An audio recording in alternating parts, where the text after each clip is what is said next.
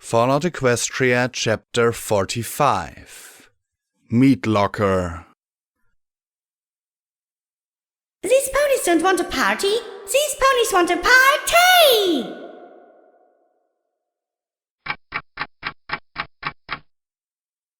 Get the lights! I hissed, waving my hoof at the switch on the far side of the room. There were a few ponies that could induce the same kind of bowel-loosening anxiety as the one with the dragon killer cannons bolted to the sides of his armor. It wasn't the weapons that made a terrible little pony in me scream and claw the walls though. Deus had used guns like that, but he hadn't induced the same kind of terror Steel Rain did. The Seekers and the other Steel Rangers had both firepower and numbers, but I could handle that. What scared me about Steel Rain was that he was a smart pony. He didn't just charge after me screaming "cunt" and blowing holes in the countryside. He was deliberate and cautious and didn't allow little details to slip by him, and, unlike Deus, he was a plotter and leader in his own right, and on a far larger scale. On top of all that, the fact that he had blown my face off once already didn't help. So, as Stygius turned off the lights, I ducked down and watched nervously as the five spread out. Of course, the dimness wouldn't do us that much good. One look at his EFS would tell him where we were. Or would it? My EFS was useless with all the sprite bots milling around. His couldn't be much better. We might have a chance here, slim as it was, to avoid a messy end. Okay. How exactly? I needed options. Hide somewhere upstairs? He'd search it. Try to bolt out a window? They were all sealed and reinforced. Try to blow him up with a moonstone? I'd used up the flake of star metal. Barring some exceptional shooting, I didn't have any heavy weapons that would penetrate their armor. I needed better options. Dealer! I said under my breath. Hey, dealer, I need to talk to you. Dealer! Please, come on. You've been bouncing in and out of my consciousness for a month now. This time I need to talk to you. Stygius gave me a worried look, clearly alarmed by this new crazy. Outside, one of Steel Rain's rangers stepped forward, some kind of heavy-duty flamer on one side and a different-looking, longer-barreled kind of flamer on the other. Wasn't one variety of fire-spewing weapon enough? Suddenly, sooty orange flames sprayed out in burning plumes that engulfed the sprite bots. Dozens crackled and died by the second, their wings disintegrating in a shower of embers and their round bodies popping explosively. More rushed in to attack fruitlessly and met the same fate. The long grass disappeared in immense clouds of smoke, and the vacant birdhouses blazed brightly before tumbling apart. The fire washed over the windows and I jumped back. The outside of the house wouldn't catch fire, but that wouldn't do us much good once the rangers were inside. Dealer! I shouted. Then I spotted a flicker. At first I thought it might be another vision, but then I saw the ghostly bug appear. He looked older and more gaunt than usual. He strained and groaned as he looked at me. Yes, Blackjack. What is it? I stared at him. It had never occurred to me that contact might be difficult for him. I'd always thought he just sat in my pip-bug and emerged whenever he wanted to mess with me. That he didn't know what was going on also suggested that he wasn't monitoring me every second. We're at Goldenblood's house. I found it. But we are about to be attacked by Steel Rangers and I need a back door out of this place. What? His eyes widened. How'd they get through the shield? Only designated ministry ponies can pass. Maybe he's got an apple relative with him. I countered. Heck, for all I knew, Steel Rain himself could be a member of the family. Maybe a descendant of Brayburn. Wouldn't surprise me. However, they're here, and we need not to be. He closed his eyes a moment. I really hoped you wouldn't destroy it. Fluttershy loved that house. He was concerned about the house? Look, dealer, I know it's a nice house, but... He gave a small, sympathetic smile and nodded. I know. Your enemies seldom give you a choice. He flickered a bit. I wanted to ask if he was okay, but I had no idea how long we had till Steel Rain came knocking. The T-51 armor has a serious spark vulnerability. It was something they were addressing in the T-54 models, but those never reached development. If you overload the generator attached to the water wheel, it should discharge a spark pulse. That should give you a chance to get away. There's an access panel in the kitchen. Okay, great. Sounds like a plan. I turned and took 3 steps towards the kitchen, then slowed before looking back at him. And how exactly do I do that? I asked, sheepishly. The dealer's legs were fading from view. Your friend's ultrasonic voice should foul the crystals in the generator. Suddenly he paused and looked at Stygius, then arched a brow at me. Funny how he managed to pull off looking parental. And Blackjack, was that really necessary? I flushed bright red. I could have died right there and then. He'd been... while he... and I... And he wanted to discuss my sex life now? Yes, I said flatly, fighting the urge to shudder. Celestia, how did he do the look? It was like finding out Mom had spied on me fooling around. And Duct Tape had been so embarrassed too. He chuckled, shaking his head and smirking. Glory is going to kill you. I was about to ask why when a patter of Spriteboard parts against the window reminded us both that this was not the time. The charge will build up till the crystals explode and let out a spark pulse. Then you run for your life. great, like that never gets old. I said with a sigh, rolling my eyes a little. I actually got a laugh out of the dealer. Every pony in the wasteland chases you, Blackjack. It's your thing. More of him faded away, curling off in misty tatters. Are you okay? I asked in concern. It's just hard to make contact when I'm not strong enough. His voice became more strained as he disappeared from sight. Please, try to spare the house. Stygius was just staring at me with a baffled look. Okay, something I left out, How best to explain it? I have a ghost that lives in my pip bag. Okay, now bafflement was turning to concern. A helpful ghost of a pony that knows a lot of stuff. And is infuriatingly slow to share it. He says your sonic scream thing can foul the crystals in the generator and make it explode. He blinked, scratched his chin, and then nodded with a smile. I could have kissed him. Again. We found the little access panel in the kitchen in the back wall, hidden behind the stove after some frantic searching. The door was so tiny I wondered if Goldenblood employed colts to maintain it. I looked at Stygius. Can you squeeze through there? Maybe if he took off his armor... The bat pony just snorted and waved his hoof dismissively as he nodded. Okay, make it overload and get clear.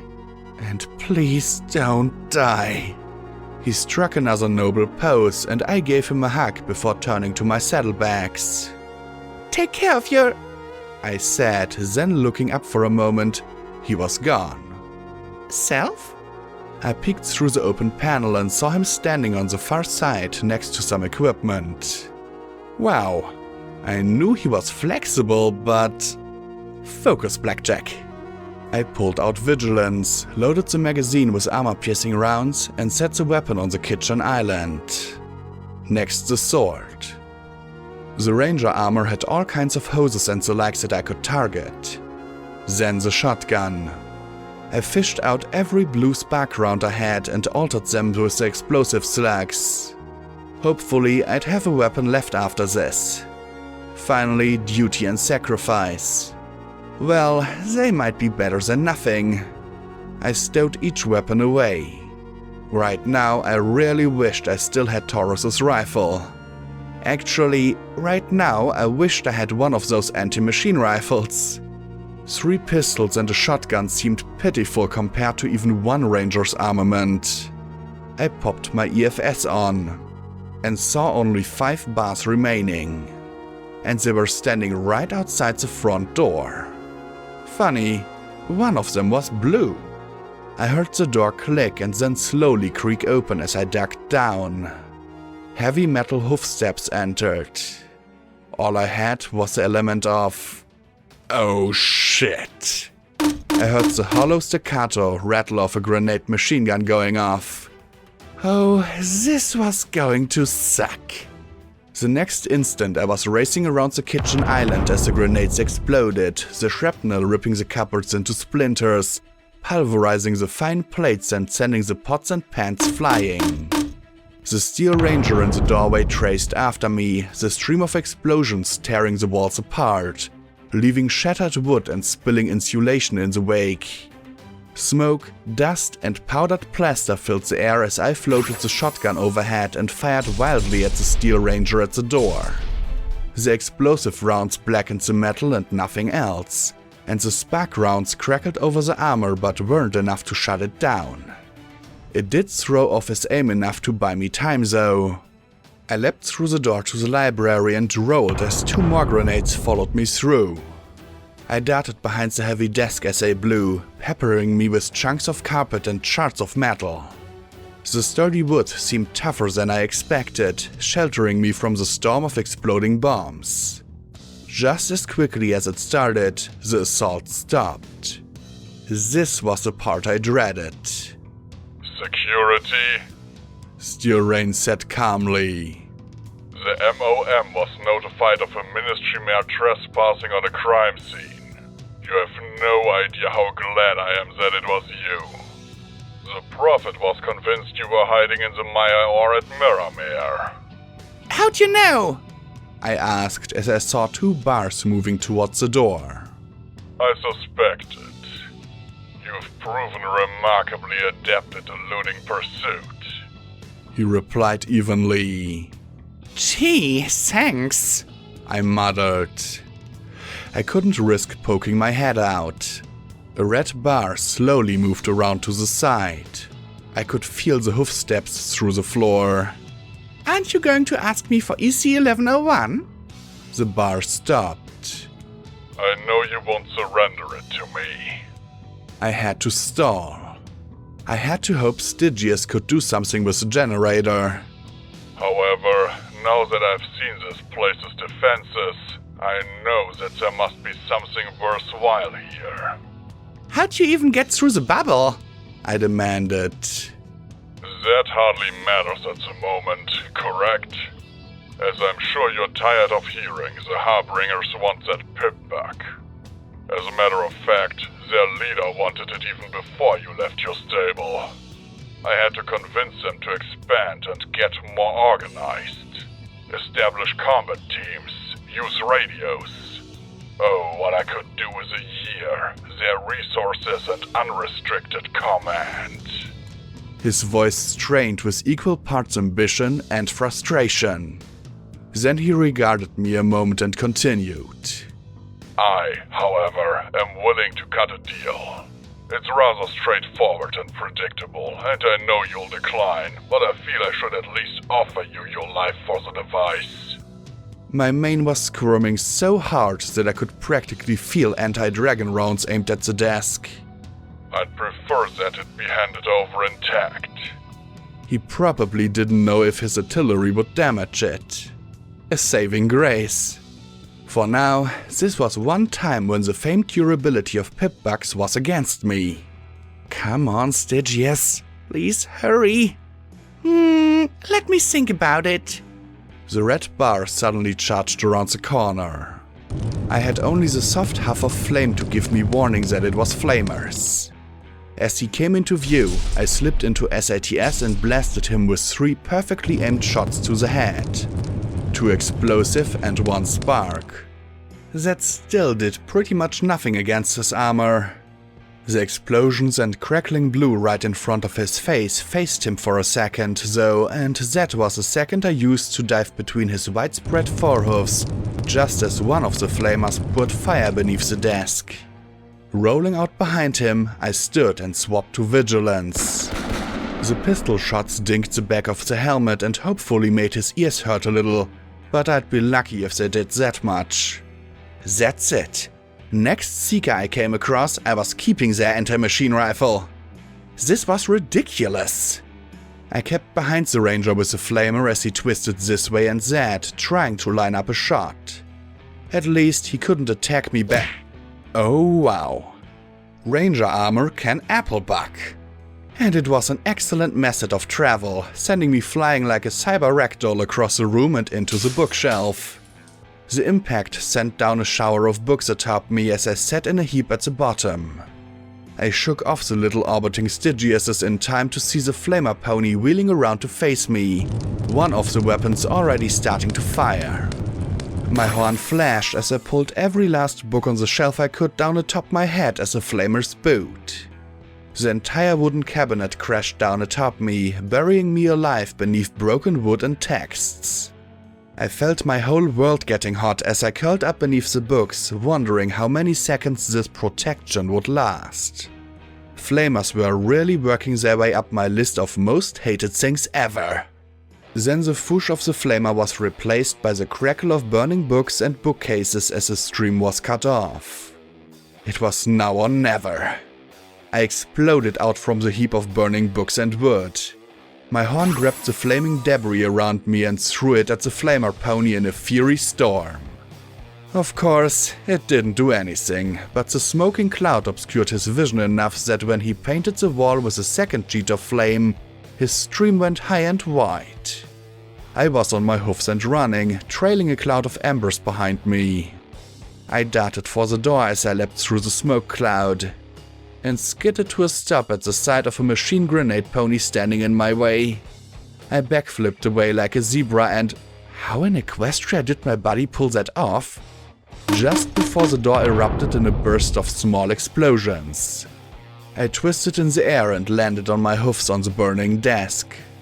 A second jump took me to the only cover I could count on in the room. The back of flamers. Grenades halted his fire as my fingers came out and grabbed the air hoses running alongside Flamer's neck. He began to buck and kick wildly, spraying plumes of fire, but I was high enough on his back and metal enough to not cook. Yet. Grenades stepped back, and the Ranger armed with miniguns stepped into his place. Suddenly, my cover wasn't as safe as I'd anticipated. Miniguns opened fire, spraying flamers with a rain of small caliber rounds that would do nothing to him and plenty to me. Burning was better than being perforated. I rolled off to the side, keeping flamers between me and him as fire licked at my belly. This was getting ugly. Then Stygius appeared, flashing into view and smacking minigun with all four hoofs. It was about as effective as my shotgun, but it did stagger and distract the Ranger for a second. Then he turned to deal with the flying threat, and the danger the bad pony had drawn away from me started threatening him. At least he was good at dodging. The thumping chatter of grenade machine gun reverberated in the far room. I had a few seconds to try and deal with flamers. He was turning towards me, spraying a constant stream of fire across the back windows. If he couldn't burn me, he'd simply cook the room.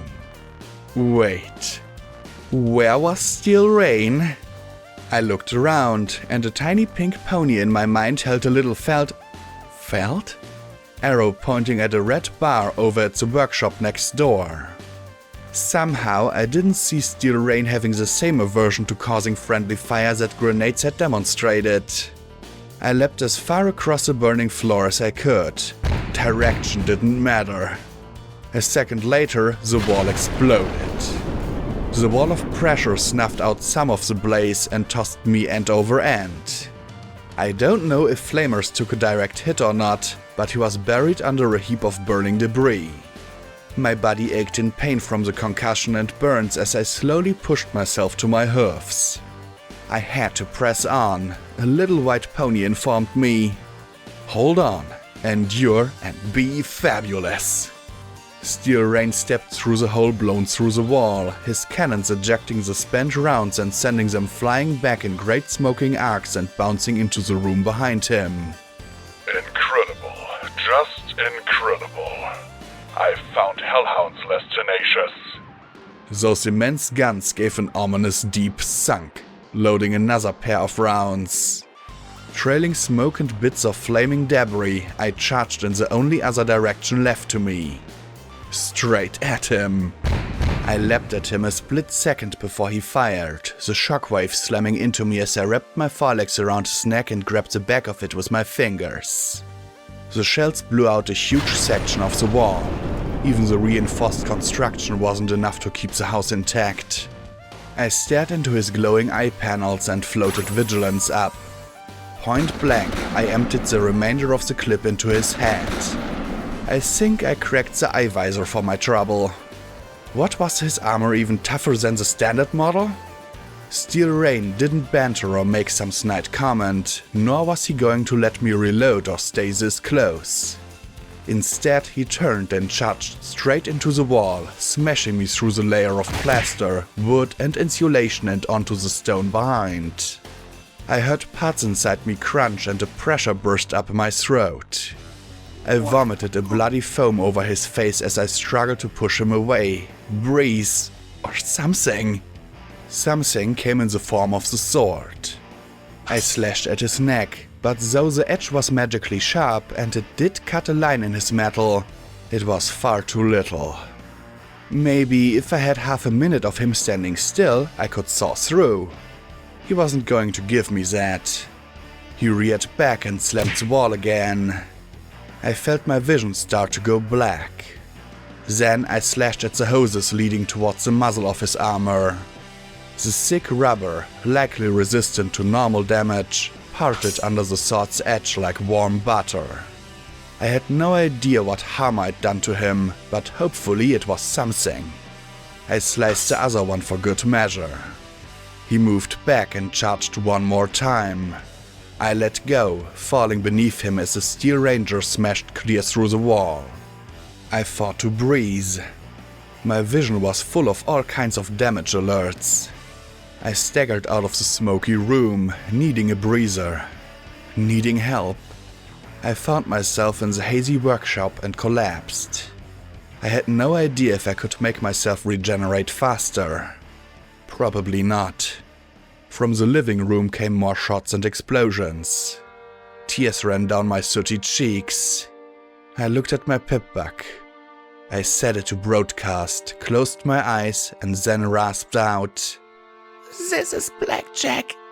I need you. Please. I'm by Black Pony Mountain.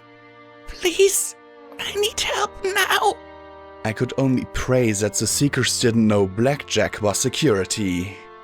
Not that any pony else was likely to be in a position to get here in time, but I was out of ideas.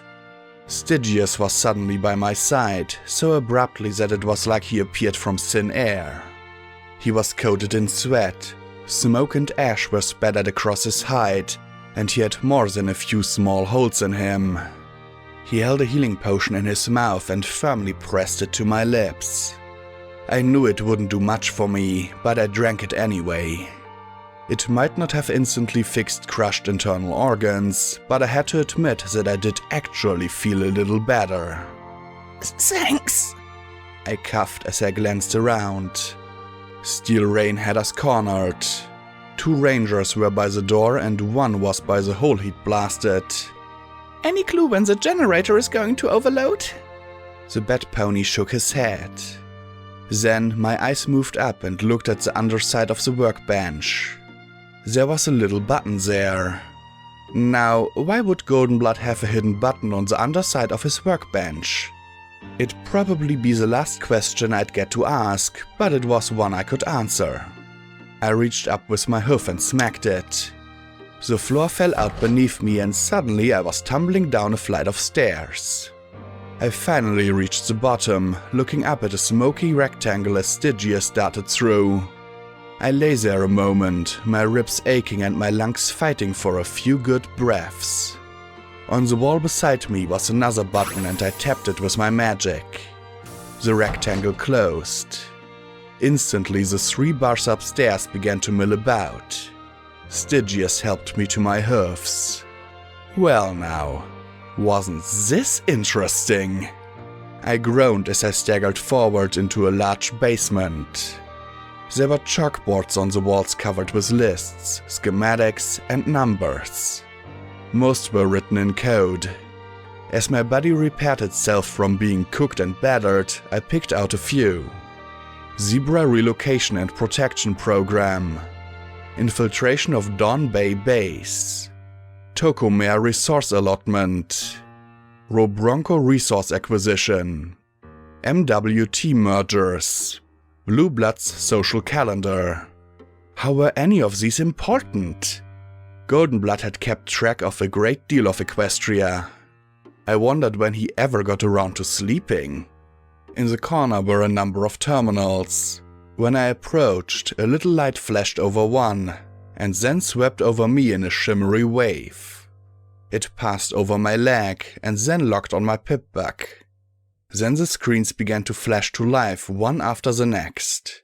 4 of them just displayed the OIA logo. 6 circles with a ministry symbol inside, each arranged in a ring surrounding an encircled moon. I noticed now how each ministry was cut off from the others, and from the central circle, linked only by the twisting lines.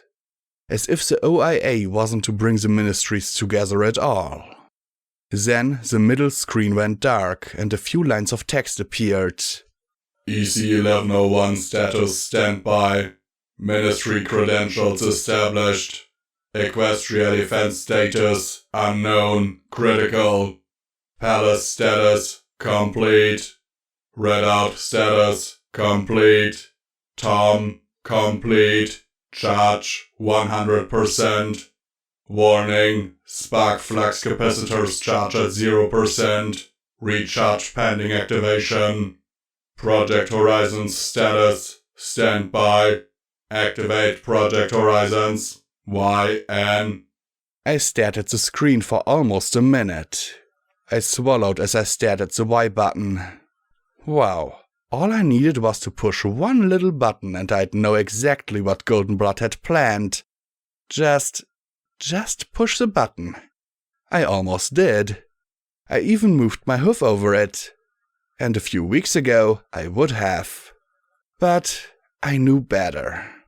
As much as I wanted to know what Horizons was, I didn't want to find out the reckless way, just in case Sanguine was right and it blew up half the hoof.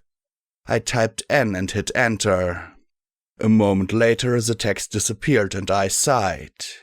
Must be getting old. I watched new words appear on the terminal screen.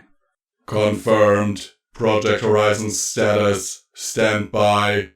Warning, project auto-activation in effect pending critical failure of EC-1101. Please update EDS as soon as possible. Auto-activation cannot be terminated if EDS is unknown.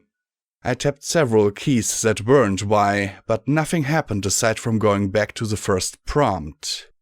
I wanted to scream. What was a palace? What was a redoubt? Who the hey was Tom? What's a spark flux whatchamacallit? What the hell was Project Horizons supposed to do? I reconsidered my choice of not hitting yes just to see what would happen. Fortunately, sanity prevailed and I stepped back. When I moved away, the beam hitting my pipbuck winked out and the screen went dark. I sighed as I closed my eyes, hanging my head. Were there any answers? Or just more questions that led to more questions that led to still more questions? Damn it! I whispered to myself.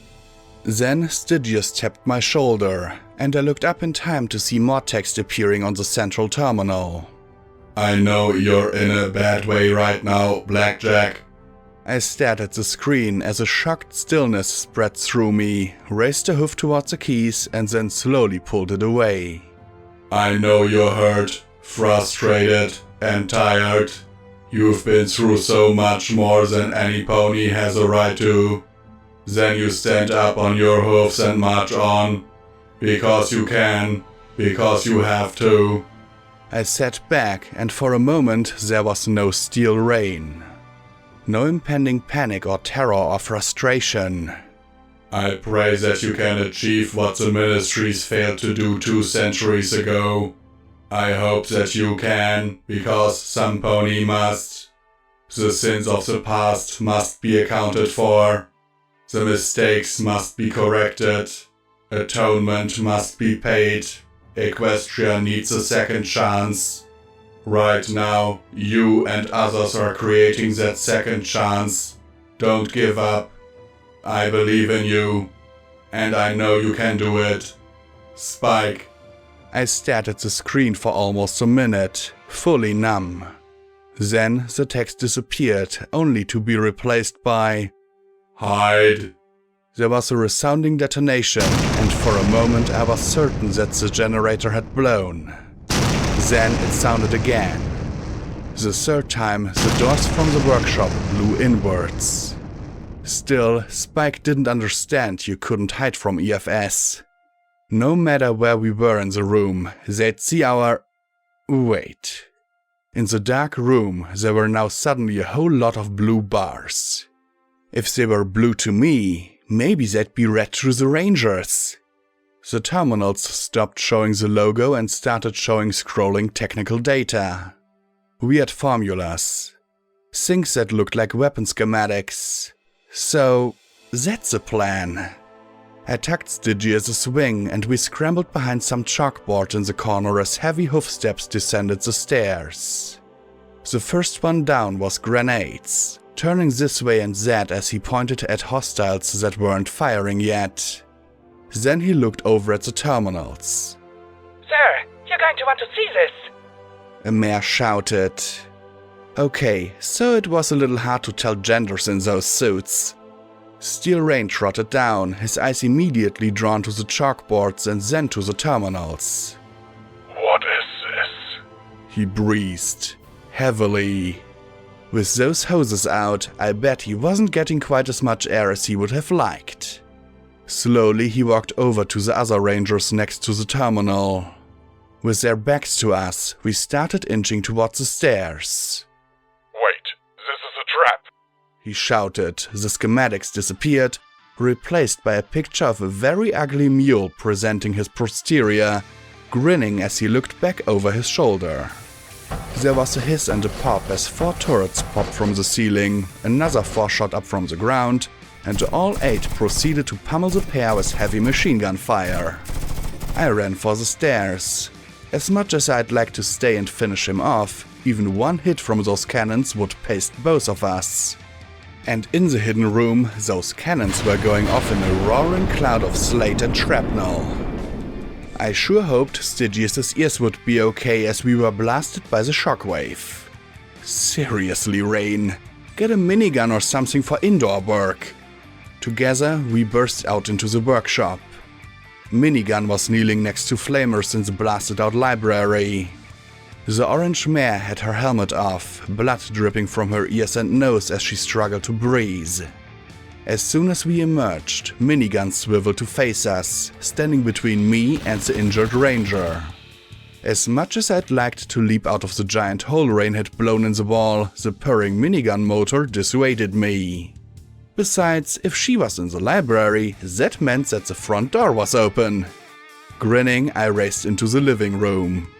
Unless Steel Rain had been smart enough to bring reinforcements. 2 more rangers stood at the front door. One had a missile launcher and a grenade machine gun set up.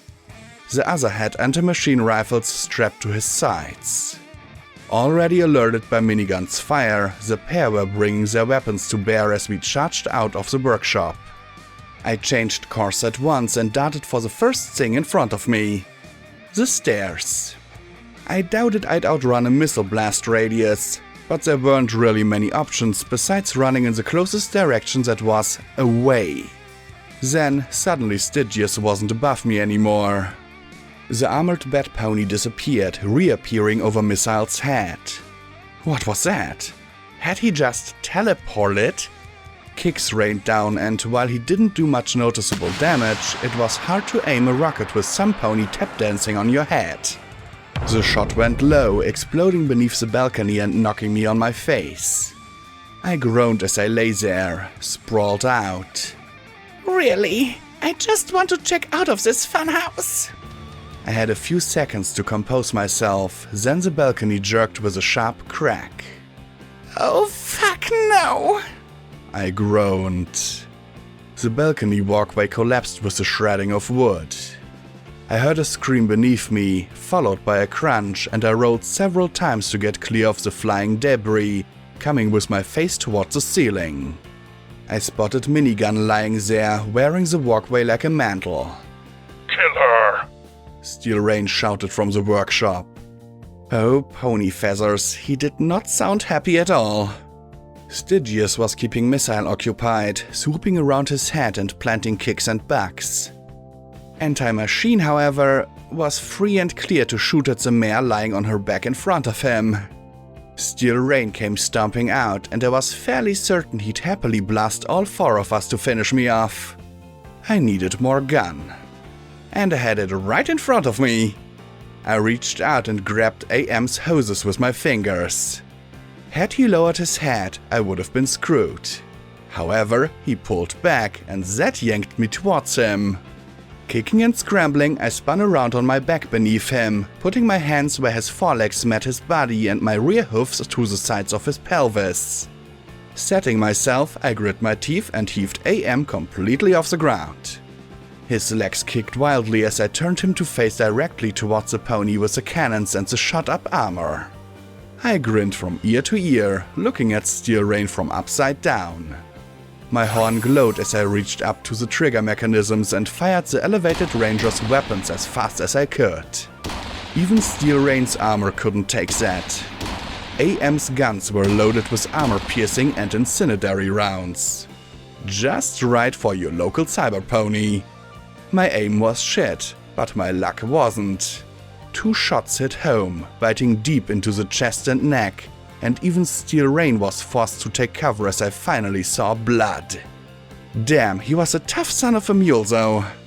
Multiple anti-machine rifle hits and he hadn't dropped? Still, if he could bleed, he could be beaten. He could be killed. If only he didn't have a bunch of other ponies trying to kill me first. Stygius, the door! I shouted. I couldn't turn AM the full 90 degrees to shoot Missile as well. So instead I ejected his ammo clips, lowered my hind legs and gave his nethers a sharp kick to occupy his time before I heaved him off to the side. I really had no clue if I did harm him, or even if AM had anything there to harm in the first place, but it was better than nothing. Just trying to buy myself time. The dusky bat pony blinked over to the door in a flash of blackish-purpley light and yanked it open, and I rolled and half jumped, half fell outside. I just had to find out how he did that trick. Later, when I wasn't running for my life. A missile blasted the door closed behind me, and I slowly rose on wobbly legs. Okay, I was outside. Now, if that generator would just overload. I could hear some kind of electrical crackle and an ominous hum rising from the water wheel. If I could just get out of here, I'd be one happy pony. And of course, there was another ranger outside. Oh, come on! I shouted as I pointed my shotgun at her and unloaded 4 rounds before I realized something was wrong. She wasn't defending herself. Hell, she wasn't even armed. What sort of Steel Ranger wasn't armed? She just stood there. Was there any pony actually inside this thing? The armor moved, tracking me. So there did have to be some pony in there, but unfortunately, the ranger outside did have one potent weapon after all. She delayed me. The front of the house blew out in a great wave of reinforced debris that landed on me and the unarmed ranger alike with a heavy crunch. Steel Rain stepped out through the dust cloud, his once magnificent armor now quite shot to hell, but already slowly repairing itself, pink light smoothing the holes punched in his chest. quite enough trouble, security. He ejected the spent cannon rounds as he stepped out.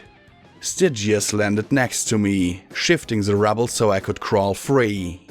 You're just forgetting one thing, I said as I saw the blue glow coming through the broken wood paneling around the water wheel. Steel Rain loaded 2 shells as missile and grenades stepped out after him. Their weapons trained on me. None of them were biting. The T-51 armor has a nasty vulnerability to spark discharges, I said with a grin. Then I glanced at the corner of the house, where things were glowing and crackling, and then back at him. Standing on the porch, the 3 glanced at each other. A discharge, like the one that needs to happen right now. Still nothing. The 3 looked right at me, weapons trained. I sighed and said, throwing my hoofs wide. I give up! You win! I said in disgust at whatever higher power had missed the perfect chance to blow the generator.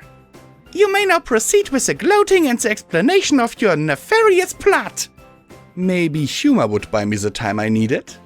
But Steel Rain wasn't in a particularly expository mood. All 3 pointed their weapons at me. Try not to scrape the leg. Death from above! Came a scream. The Steel Rangers looked up in time to receive a face full of rampage. The strapped mare smashed into the trio like a wrecking ball. She'd replaced her armor with a suit of reinforced steel and battered, sharpened spikes. She set her hoof claws into the decking and slammed Steel Rain with a clawed apple bug upside his face that dented his armor. That's for Mallet! Then there was a resounding crack of an anti-material rifle above me, and grenades reeled back as the side of her helmet nearly came off. I looked up at the shining horn of Lacunae. A pip bug gleamed on her hoof as she dropped down beside me. Sorry we are late. But how? The shield? I muttered weakly. Damn it! I should let you die, Blackjack! I bet Rampage you'd be crying for help inside a day! Psycho Shy yelled as she darted down and smashed her hoof against Missile. The power hoofs on the ends of her legs flashed, knocking the ranger back through the door. Now I got to pay this cunt 1,000 caps that I don't have! You owe me 1,000 caps, Blackjack! I gotta love Psyche's logic! Rampage laughed as she continued to slam against Steel Rain, keeping his cannons off me. I gave you your power hoofs back, didn't I? She said as she shoved his barrels away from Lacunae and me. He responded by smashing her face with the swing of his armored head. She grinned even wider as the 2 struggled against each other. Only cause I called in a favor was Hammersmith. Honestly, Rampage, how you blow up metal armor is beyond... The mare swooped into the air in preparation for another dive and suddenly found herself face to face with the dusky Stygius. She froze hovering there as she stared into his eyes. Me? Stygius blinked and then gave a small smile. I stared up at the 2 through the hazy, smoky air as the yellow Pegasus actually blushed. She was fidgeting. Right now in the middle of a battle. Hi. She said as she looked at him. And then she muttered something. She does this now? Lacunae asked in my mind. She carefully aimed another shot at grenades, who took cover inside the house. I got to my hoofs, my whole body numb. Missiles seemed to feel the same way as she began to fire her grenade machine gun up at the 2. They darted away, the yellow mare glaring down at the ranger. Hey! Psycho Shy's wings snapped her into a dive that she pulled up from just in time to streak a foot above the ground. I'm talking! She screamed as she swooped up in an uppercut. To a really?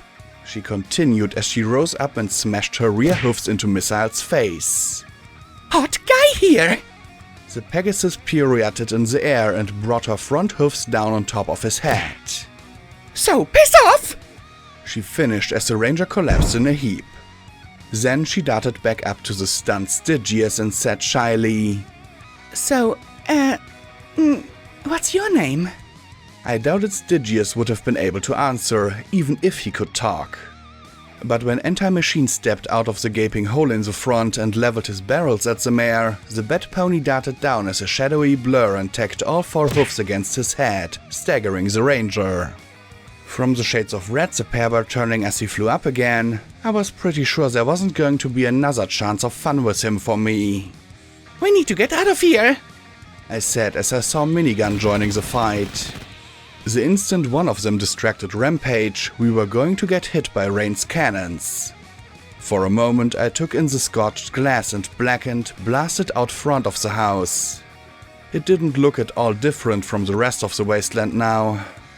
There were fires licking the upper stories. I imagined the unused nursery burning up, and my gut clenched. Nothing stayed good in Huffington. Nothing beautiful. The battle was a lot more even now, but still precarious. The Rangers had both firepower and resilience on their side, but now instead of running me into the ground, they had to pay some care towards their own defense. Lacuna and I kept up a rain of fire, Rampage struggled with Steel Rain, and Psychoshy and Stygius darted above them and rained down lightning kicks when their guards were down. Lacuna's anti-machine rifle and SATS-enhanced Mark Pony ship proved devastating as she stood magnificently within her shield. She and I blasted any ponies that poked their heads out at us. They started getting smarter though, moving in unison and firing at us in pairs so we couldn't keep them pinned. Then flamers came around the side of the house and hosed both Rampage and Steel Rain in a sheet of flame. The former's grip slipped a moment and Steel Rain gave a great heave, smashing her into the ground. Then he turned towards us. Teleport us out, now! I said in a rush. If I could do that, I would have before now. I can't teleport through that field. Lacuna said as she turned her rifle on Steel Rain. The Rangers, however, as if aware their leader's guns were about to be brought to bear, came out and fired as one. Lacuna focused, her shield flickering wildly as a firepower pouring down upon it. Antimaterial and machine gun set up a barrage at Stygius and Psychoshy. The pair of flares darted about wildly. A line of minigun bullets stitched from Psychoshy's shoulder to her flank, amazingly not killing her but still sending her tumbling wildly and screaming as she tried desperately to get away before the weapon pulped her completely. Stygius jumped through the air, blinking short distances in flicker of shadow to move beneath her and catch her in his hoofs. The tough mare turned even redder. Fortunately, her embarrassment wasn't going to last longer than a few seconds. Wait, what was that buzzing noise? From the water wheel area and the holes in the house's walls came a blue glow and increasingly sharp, crackling buzz. Even Steel Rain paused, looking towards the source of the sound.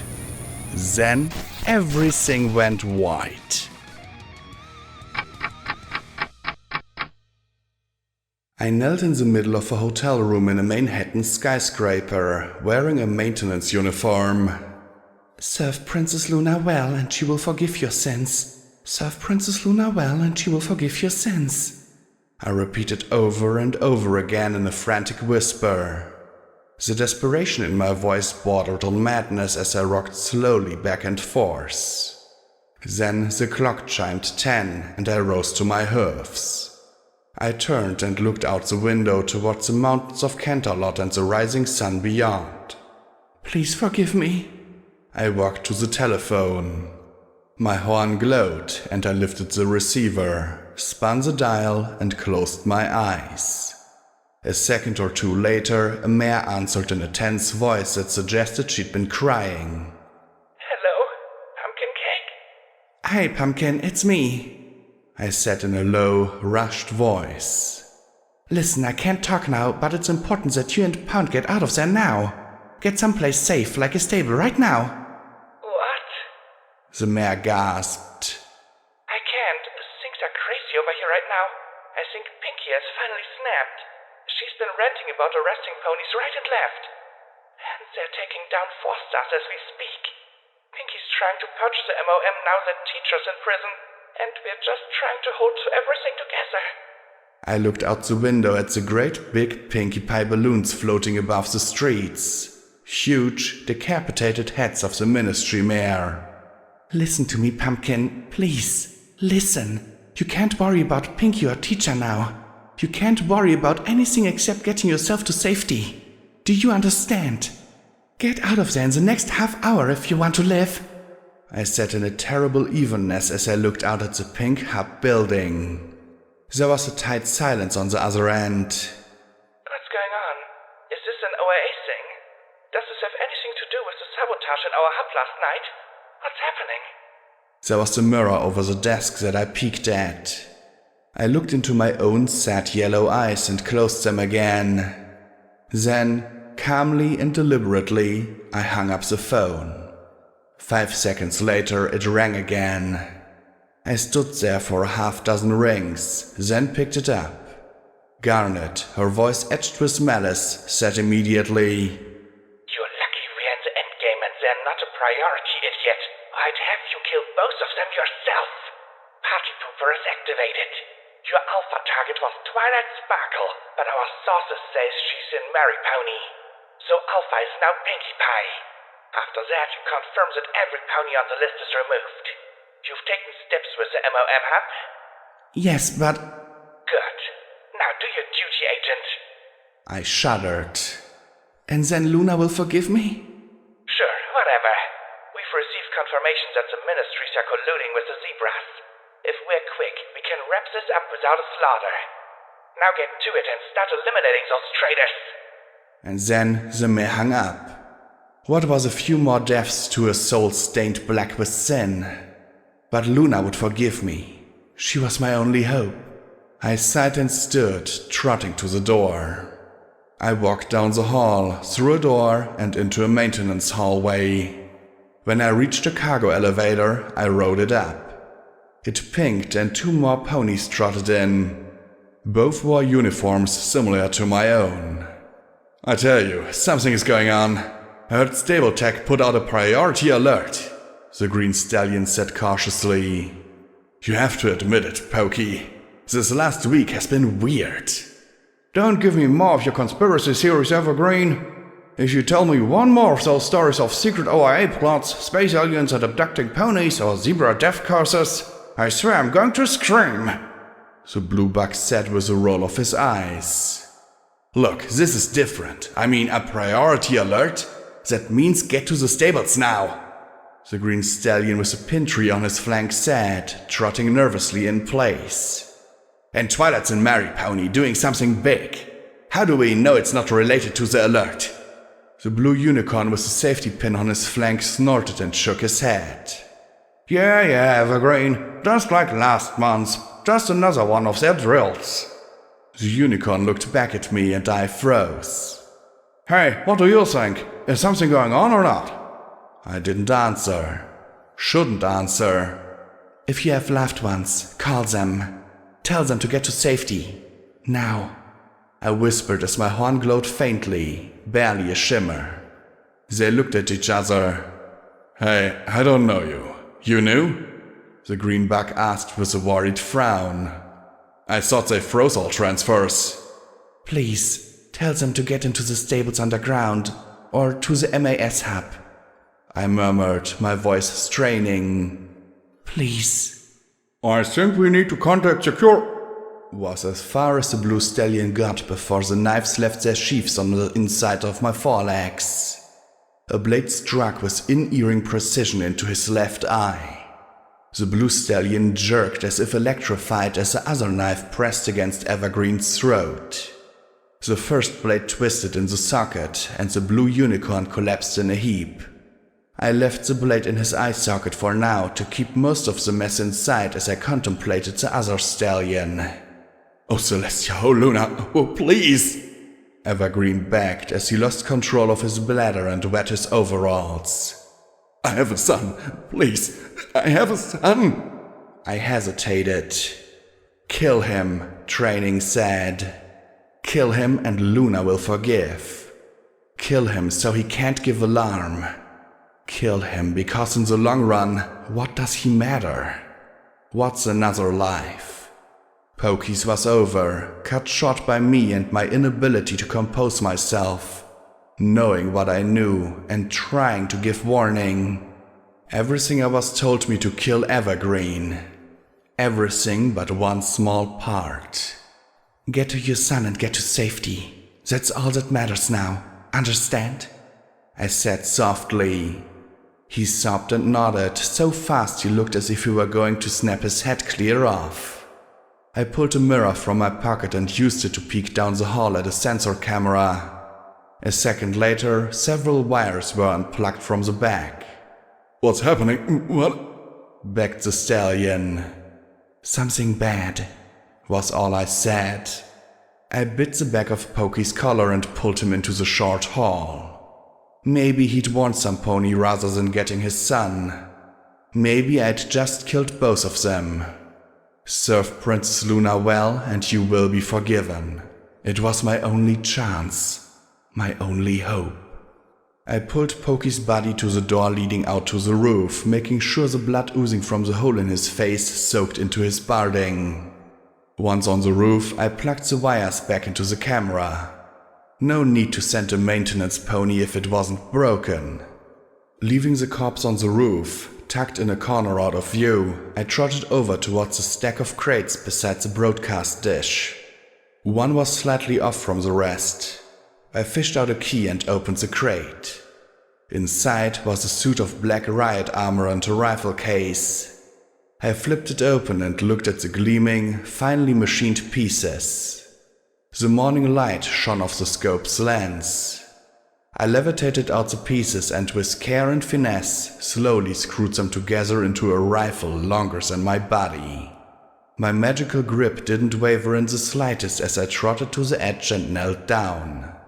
I saw the distant pink tower of the Ministry of Morale hub and opened the breach. The butt had lines carefully cut into it, one for each sin I'd committed. The once smooth surface was rough and jagged. The bullets were large, familiar, hateful things. I lifted one and examined the runes that would allow it to bypass normal materials and armor. I slid it home. Magical talismans in the weapon would assist its propulsion and path through the air. My stealth bug activated, and both I and the gun disappeared. With practiced ease, I lowered the scope to my eye and peered through. The magical scope peeled away the facade of the building, and I looked through the walls to the ponies within. Their images were so clear I could almost pick out conversations from the movements of their lips. Panic, worry, and alarm consumed the MOM hub. I swept through the familiar architecture. I'd studied every inch of it. Been inside several times. Then I found the office I'd wanted. The mare inside, a pink mare with a messy pink and grey-striped mane, paced back and forth. She swung her head wildly, her lips working as she talked to herself. I slipped into practiced calm, pushing it all away. She was plotting a coup. Twilight and all her friends were.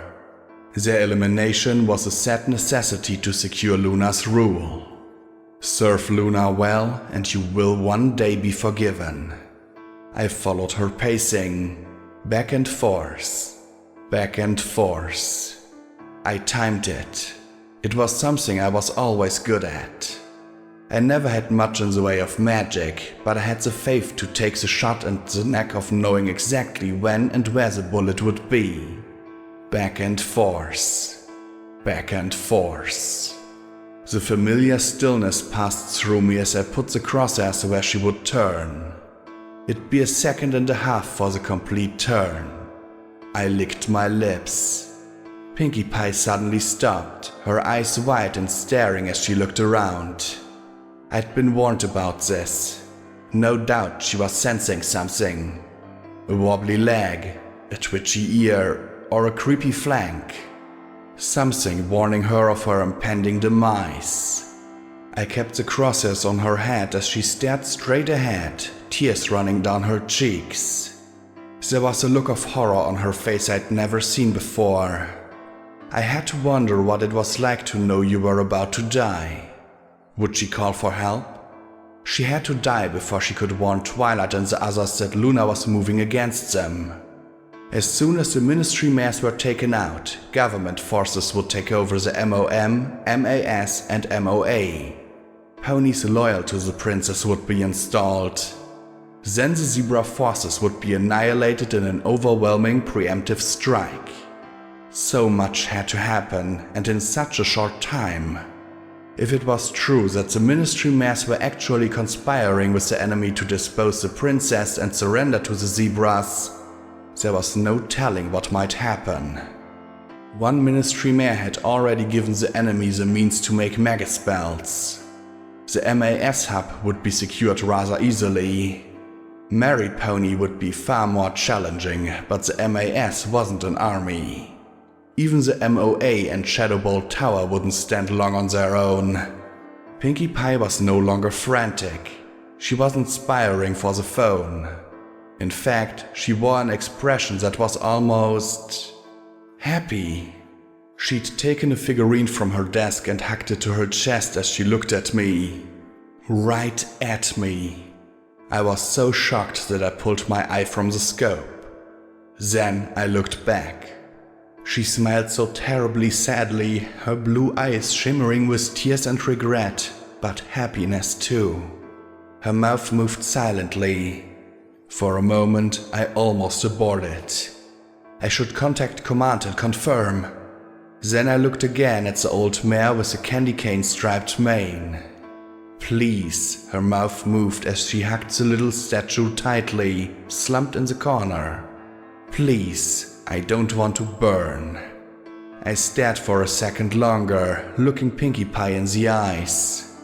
I'd never looked in the eyes of my target and seen into their heart. I took a breath. I let it out. I pulled the trigger. The gun was precisely engineered, enchanted to be completely silent, and accelerated the bullet even more than the explosive inside the shell.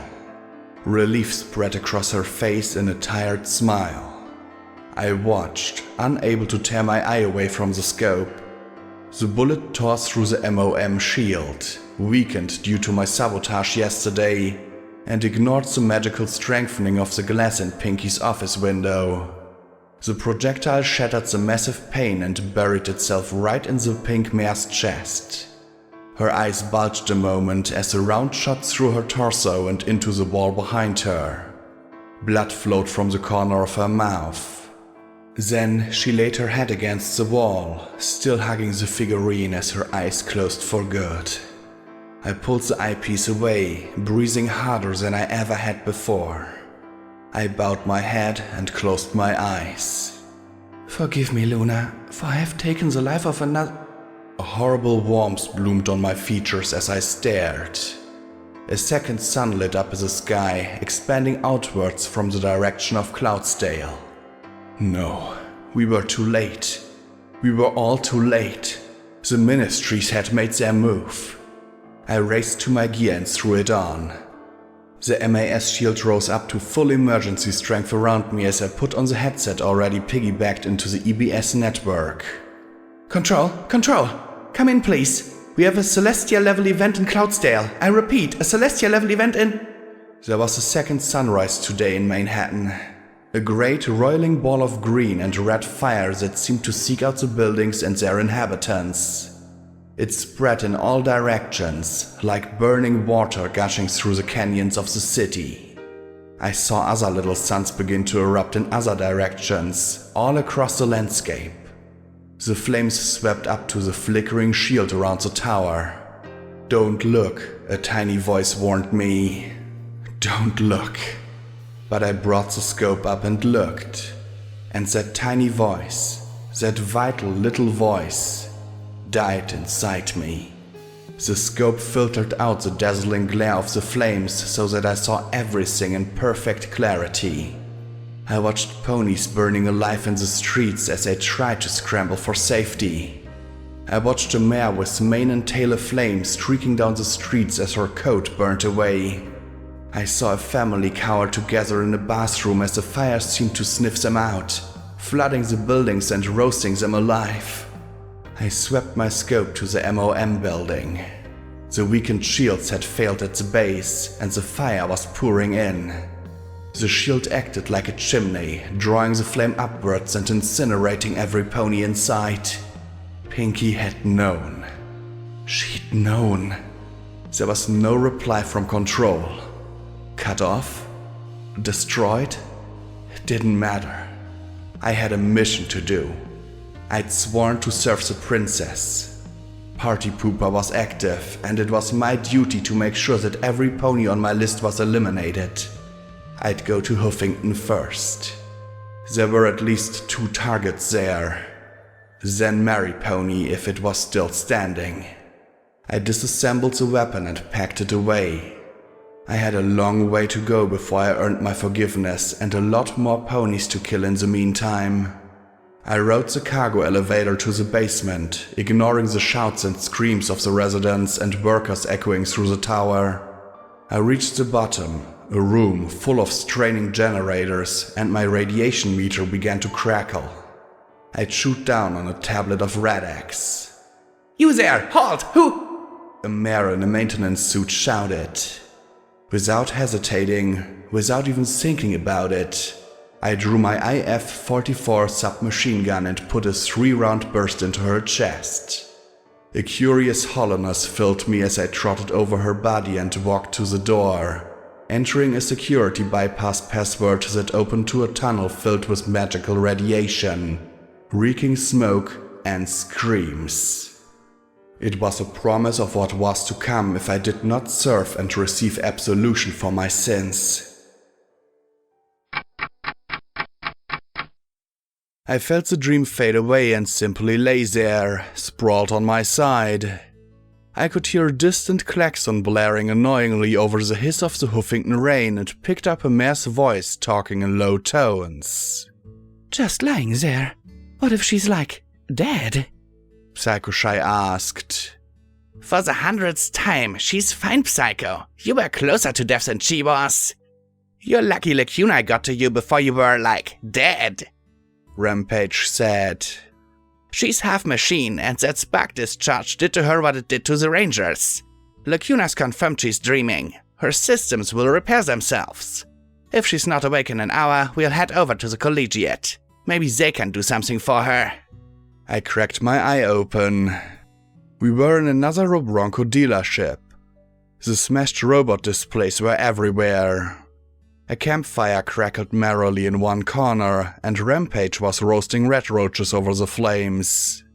Water poured in ribbons through holes in the roof and snaked over the filthy tiles between rusting pipes of scrap. A strange blue-purple luminescence glowed through the grimy front windows. I looked around at other signs of habitation.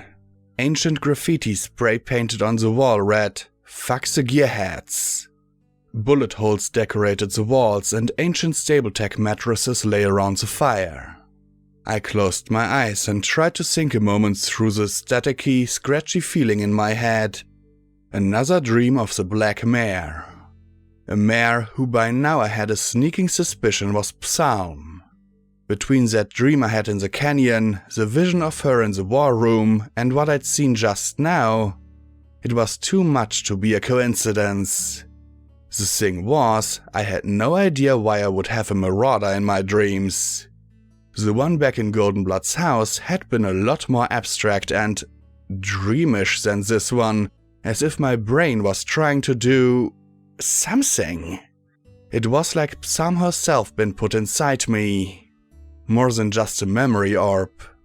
Unicorn magic could extract memories from other ponies.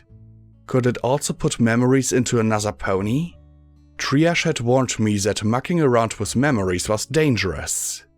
I really needed to talk to a smart pony about this. And take some hope the headache passed quick. I opened my eyes again and slowly sat up. Sweet Celestia, that discharge packed a punch. I shook my head and then looked at my friends. Did we win? Tell me you splattered Steel Rain. I knew I couldn't kill a helpless enemy, but I doubted that Psycho Shy or Rampage would hesitate to finish off the rogue leader. Rampage finished chewing a mouthful of red roach and swallowed. Hey, Blackjack, she said. Then a moment later, she admitted with a sheepish smile. It was a draw. We were all set to play can opener when the Seekers arrived. Like, all of them. We flew the heck out of there. Then the rain picked up, so we holed up in here, she said as she trotted closer. So, how are you, Blackjack? She asked in concern. When you left, we were afraid you were about to spit your bit. I sighed, stood, and shook myself. My combat armor reeked of smoke. I was going through armor something crazy. This had to be my 6th or 7th set. I rubbed my face. Good, at least that hadn't been burnt away. Then I saw that my tail was singed short. I sighed again and shook my head. You were right to be worried. I wasn't in a good way, Rampage. At all. I had a lot of junk I was trying to run away from. I sighed and looked at her with a sheepish smile. Stuff that, well, you were trying to get me to deal with. Psycho-Shy scowled at me, then muttered to herself as she glared out the glowing windows. So, have I to ask, how'd you find me? I asked, sitting down next to Rampage. I mean, I really needed help, but I didn't expect any pony to just appear from nowhere. Particularly any of you. Well, we had it worked out. Scotch put Glory's pip-bug on Lacunae, and she scooped up a drum of radioactive waste to dump on herself. Your texting he was already loaded. Rampage chuckled. Scotch Tape's been listening for you for any pony really, since you left us at the medical center. DJ Pawn 3 is off the air for some weird reason, so she did something to her pip-bug to make it scan for transmissions. Soon as you started talking, she rushed downstairs, crying that you were dying. Yeah, but how'd she teleport here? I asked in confusion. Oh, that's simple. You mentioned Black Pony Mountain in your message, and we could see that your tech was nearby. I've been to the area before, so she magicked the location right out of my skull. Then she rolled around in that waste for 5 minutes, grabbed me and Psycho-Shy here, and poof to the other side of Huffington. Yeah, 'cause I really wanted to help you, Psycho-Shy muttered, rolling her eyes. Rampage snorted in annoyance. Anyway, after that it was just following your tech to the big pink bubble, and watching all the Seekers swarming in from the north. Lacunae was beside herself when she couldn't get through, but Psycho-Shy crossed the barrier no problem. It's because her mom was Fluttershy, I said, looking over at her. The yellow mare flashed, turning away in embarrassment. How's every pony else? Well, we've been worried since you took off. Glory, P21, Scotch and Boo made it back to Chapel safe and sound. And since then we've been just waiting for something to happen so we could come running. The Harbingers made only 1 or 2 little skirmishes around the airbase. P21 is having it rough. Scotch isn't much better. The striped mare flashed. It's probably for the best we came. I was feeling nervous around her. I mean, she wasn't sad, but still. Better safe than sorry, right? Safer than me with Boing. And Glory, how's she?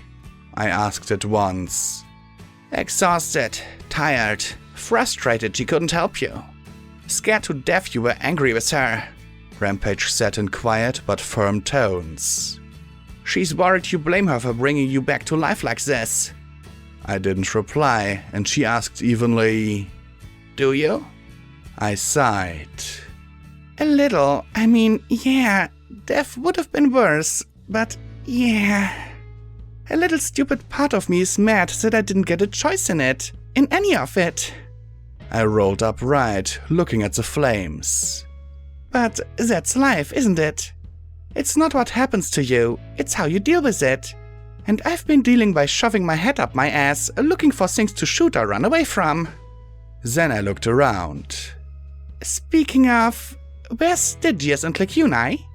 On the roof. Psycho-Shy gave a little snarl. So, is Stygius your new bug friend? Rampage asked. Because from the smell when we checked you out for injuries, you two were awfully close. I flushed at once. What, was every pony sniffing me while I was out? What? No! He's just a nice guy I had sex with, that's all. I said as I stood. There were streams of data in the corners of my vision. I assumed that my EFS was rebooting. For some reason, both of them were staring in shock. What? Just a nice guy you had sex with? Sakushai drawled incredulously. Yeah? I asked in confusion as Rampage covered her face with her hoof. What? Security.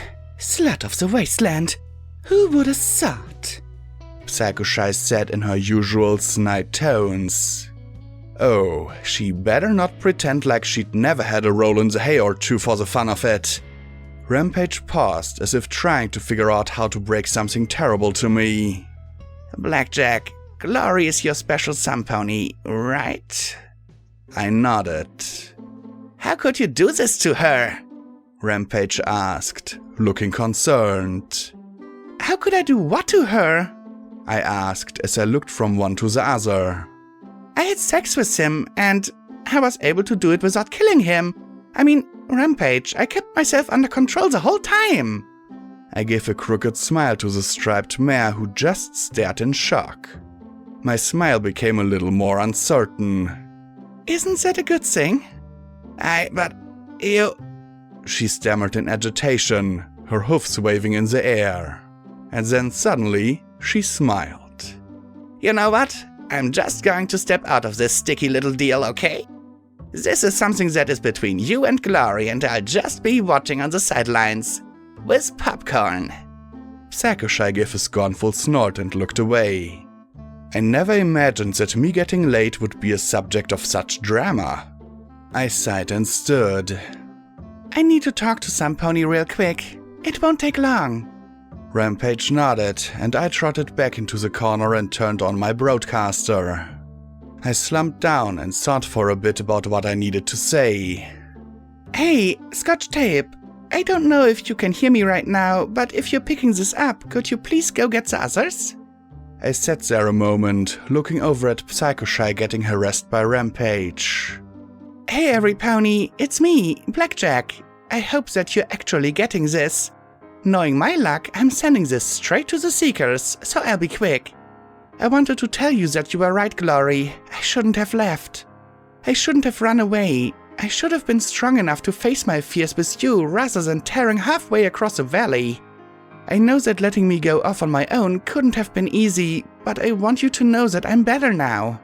I have friends helping me and I've started to try and deal with my problems. I know, sounds like an impossible task. Shooting things is easier, running is easier. But in the end, I hurt people who didn't deserve it. New things to atone for, like Scoodle. My comments cut off Rampage mid-sentence and she stared at me from across the room. I just looked back at her and her eyes narrowed. Something I'd have to deal with later. I closed my eyes, resting my head against the cool, moist cinder block. P21, I want to tell you something.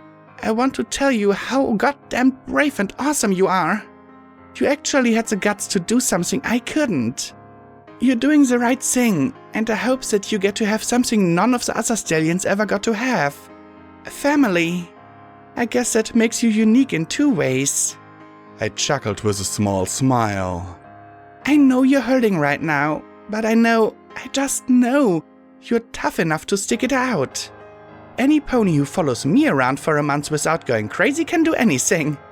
I looked down at my pipback. Was I even doing this right? Fuck it. At least I'd get it said, even if they didn't hear it. Scotch Tape, I hope you're helping Glory and keeping an eye on P21. I know he's not the most talkative pony. I know he's probably frowning right now. But he loves you, I'm sure of it. But please be patient. I know you've waited a long time for him, but it'll still take him a while to open up. Then I smiled. And yes, Boo, I'm here, I'm fine. You be a good pony too. Don't make a mess for Glory. I sighed and shook my head with a smile. I know you're a real pony, Boo. You'll show us sooner or later. I looked over at Rampage and Psychoshy. They were staring coldly at me. Glory, I want you to know that I love you. I don't care who you look like. I love you. I always will. And I hope when I see you again I can show you just how much I do. I chuckled again. I met a guy. He's pretty quiet, but he's nice. He helped me get through what happened on the boat. Real champion in bed. Something about flyers. I know you're not into guys, but I hope the two of you can be friends.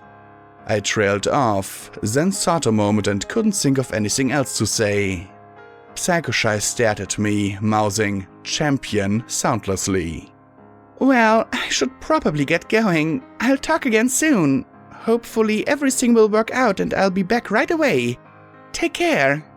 And then I turned off my Pip-Bugs broadcaster and sat back. Another scoodle? Rampage asked in a sharp tone. Yeah, it was an accident, but I'm still to blame. I kept my voice even as I looked at the glowering Earth pony. It's something I have to deal with myself. Sorry, though. I said, unable to meet her eyes. Sorry? She growled as she reared up and shoved me back into the wall. You kill a kid and all you say is sorry? Fucking sorry? She yelled at me. I wanted to fight back, but there wasn't any anger left in me.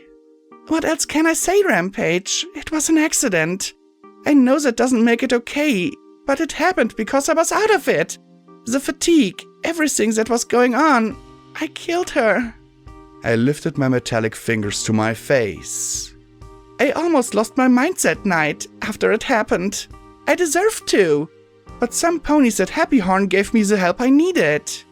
Rampage paced back and forth in front of me, as if deciding whether or not to stomp me into scrap metal. I wasn't sure if I could stop her if she did.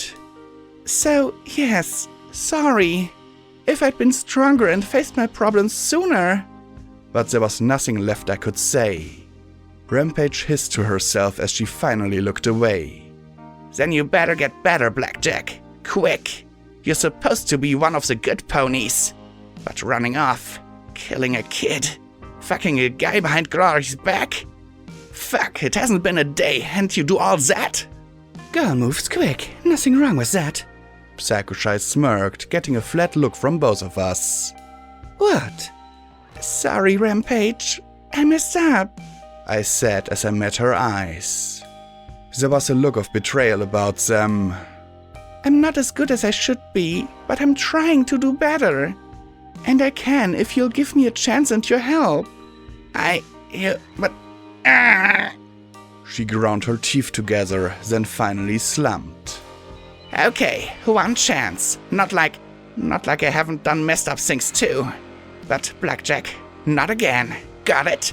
I'll help you, but Celestia, save me. You kill another kid, even by fucking accident, and your chances are done.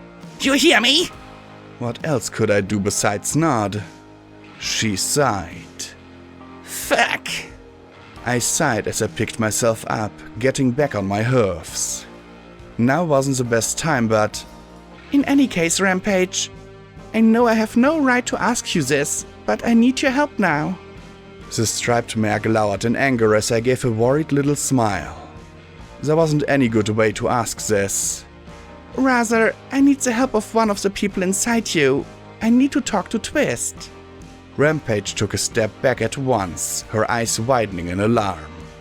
Blackjack, you just told me and now you want me to... Are you crazy? I could only nod and gave her a sympathetic smile. This wasn't easy for her. You know I don't like that. I mean, what if she's crazy or something? She'll be in good company, Psychoshy suggested. I've talked to her once before, Rampage. She was fine. Upset, but fine. I need to ask her some questions that will help me, and maybe you too. Can I see if I can draw her out? I asked as I gave her a concerned smile. I won't try if you don't want me to. It's not vital. Rampage groaned and slumped. You had to play that card, didn't you? She took a deep breath. Okay, I'll give you a shot. Just make sure I come back, please. The fear was clear in her eyes. I will, I said as I looked her in the eyes, trying to remember what I'd seen in memories of Twist. Sergeant Twist, report for duty! I snapped with as much authority as I could muster. Rampage gave a little half smile and shook her head. Twist, Big Macintosh would like to have a word. Psycho Shy scowled in confusion as Rampage sighed with a patient smile. I'd have to do something else. I closed my eyes and remembered the projection in the workshop. You had a candy store in Huffington with an apartment above it. You'd go down every morning to make candies. You had a roommate, a quiet black unicorn named Psalm. I said in a low, soft voice, watching as her eyes gradually lost focus and grew round. It was burned when the city was attacked after Littlehorn. And the name of your store was Peppermint Parlor. Rampage whispered, her eyes locking with mine. Please, I don't want to be here. Please. She begged, shaking her head slowly. It's okay, Twist. I won't keep you long. But I need to ask you a question about Psalm, your friend? I said in low, careful tones. Psalm. She closed her eyes, her smile vanishing. She wasn't my friend. Not after Shattered Hoof and Big Macintosh. Now there was clear anger in her pink eyes, but she just sighed. What do you want to know about her? I think I've been seeing her in my dreams. Not just seeing her, it's like she's inside me. Like I am her. Do you have any idea if that's possible? I asked as I put a hoof on her shoulder. Blackjack, I died. And I'm talking to you now. Right now, I think anything is possible. Besides, you're the one with the horn. You tell me. She had a ghost of a smile on her face for a moment, then looked around and lost it. She was my first mare friend. I worked in the parlor with Doof while she worked off at that school. It was nice. A sweetheart in bed too, but it didn't work out. We were better as friends. She sighed, closing her eyes. All three of us enlisted together after they raised Old Huffington. I barely escaped with some photographs. What happened at Shattered Hoof? And afterwards? The mare I've seen in my dreams, she's a killing machine.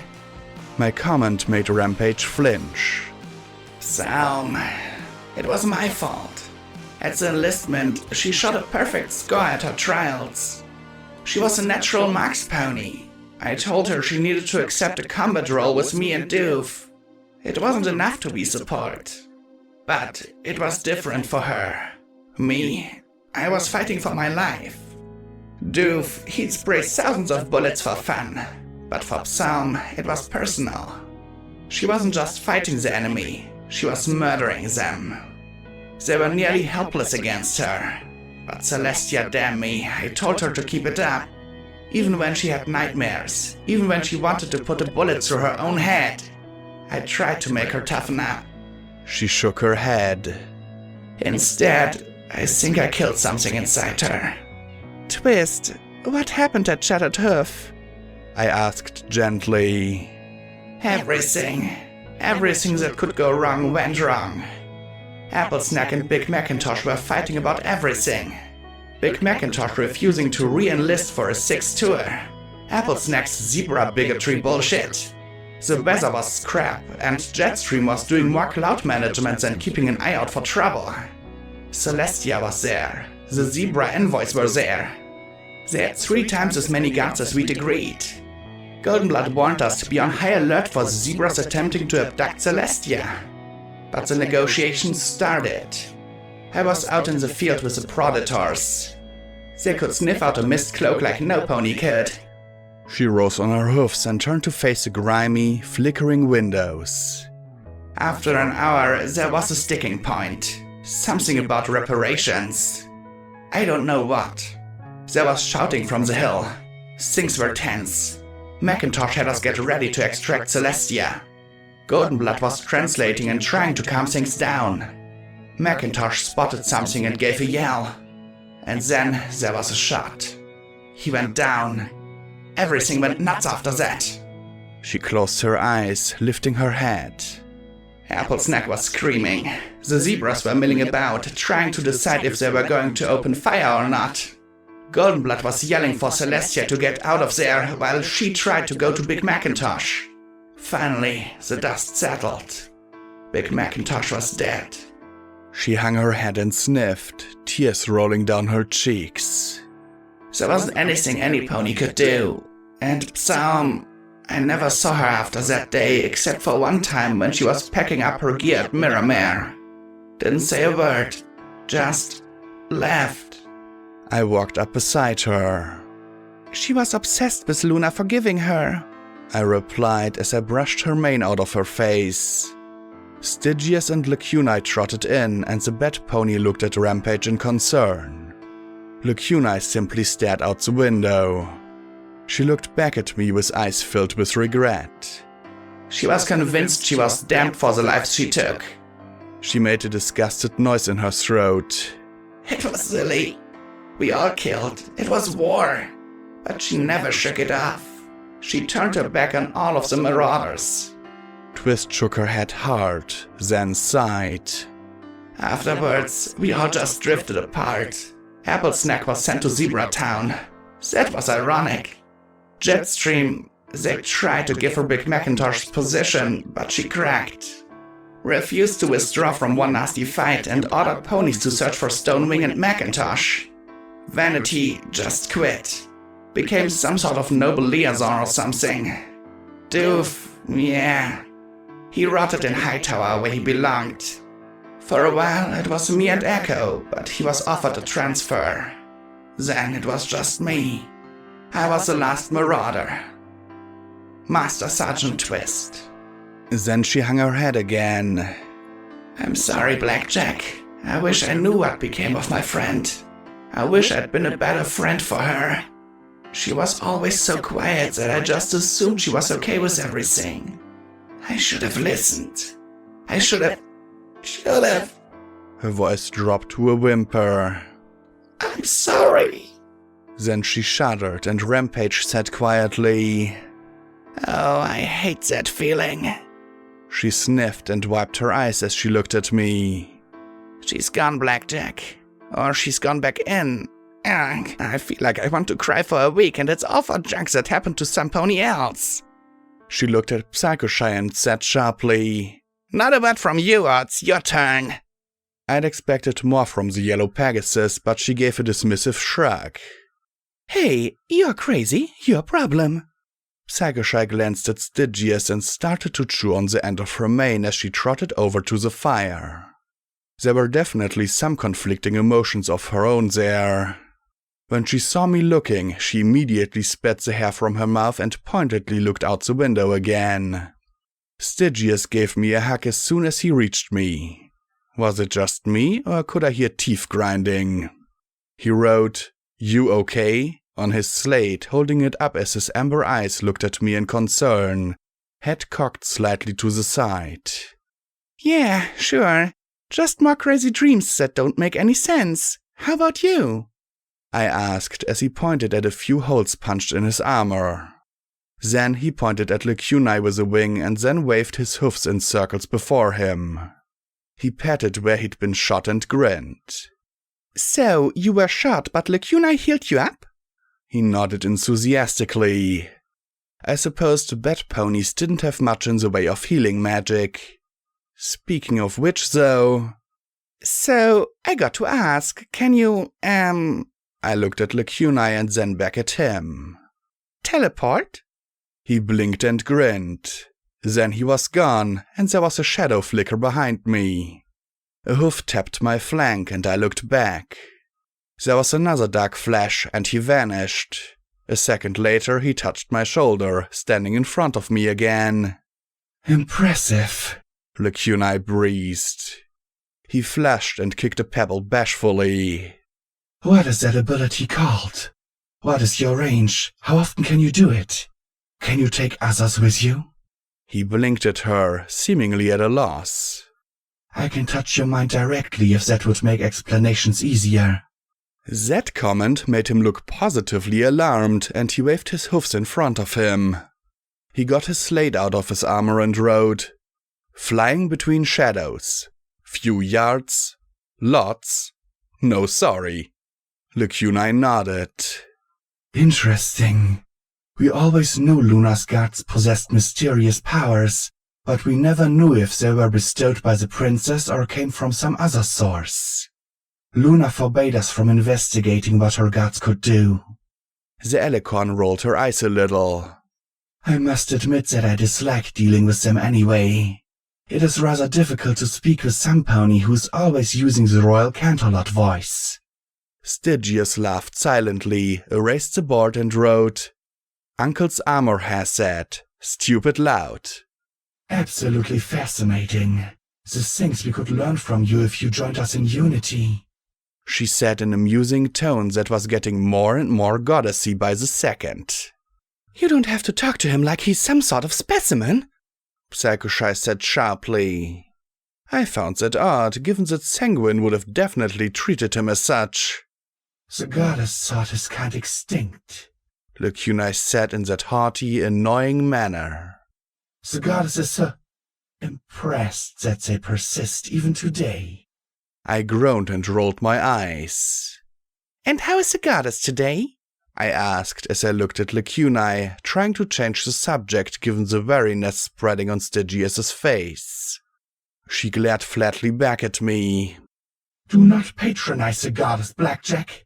The goddess knows that we will never truly be allies, as you failed to deliver Chimera to the goddess as promised. She gave a rather bitchy little smirk. However, the goddess finds your troubles and travails quite a welcome distraction from the goddess's grand designs, and so permits this one to continue to accompany you. The goddess looks forward with great anticipation to your reunion with Morning Glory. So, now I was entertaining the goddess? I had an image of a great big alicorn beast in a fuzzy pink robe and hoof slippers sitting on a couch with a huge tub of popcorn, watching a terminal of me getting shot up on a daily basis. Okay, I suppose that would be pretty entertaining. Lacunai continued in a smug tone. The goddess awaits the success or failure of the stable dweller and her friends in Canterlot. Until then, the goddess will take our satisfaction in watching your struggles. Well, in the meantime, I need to chat with Lacunai, so if you could please put her back at the controls, I'd appreciate it. I replied. Maybe Little Pip and the stable dweller were teaming up? I really wished I'd known what Omash had tried to tell me. Was it really just yesterday? Or we can throw around a few more threats about you annihilating me. One day you shall be chastised for your arrogance and disrespect. Oh yes, and we look forward to that day with great anticipation. Oh, sweet Celestia, she was actually rubbing her hoofs together. I grinned back at her. But if you do that, you won't get to watch me getting my rib blown off, now will you? She snorted sullenly and then her sneer vanished. You know, I think I was starting to grow on the goddess. She'd stopped bellowing at me. That was progress, right? Lacunai drew a deep breath. Must you antagonize her, Blackjack? I nodded primly and said with a smile. Yes, I must. I figure if I'm the butt of some higher power's amusement, every jab I can get in on her is me balancing the scale a little bit. I relaxed my grin and nudged her shoulder. So, how are you, Lacunai? The purple alicorn seemed amused by the question. I am as always will and can only be, but thank you for asking. Lacunai replied. What of you, Blackjack? I looked around the ruined Robronco store as I sighed. I'm having weird dreams of a pony who I think was a marauder psalm. I shook my head as I glanced up at the alicorn, who wore an inscrutable expression. This is way more than just a memory orb. It's more than just her experiences. It's like I am her. But I can't figure out how or why. Twist doesn't know what happened to her, and from my dreams, she must have died 2 centuries ago. Then I paused and snorted in disgruntlement. Then again, between twist, doof, and brass, I guess I shouldn't count anything out. The Alicorn just stared off for a minute before answering. I'm sure you will find out eventually, Blackjack. As for your dreams, they do not seem to be undermining your sense of self. It is merely unusual. I frowned, knitting my brows together, but she continued. Has Rampage told you about Glory, P21 and Scotch Tape? Well, that took my attention. Really, I'd meant to ask sooner.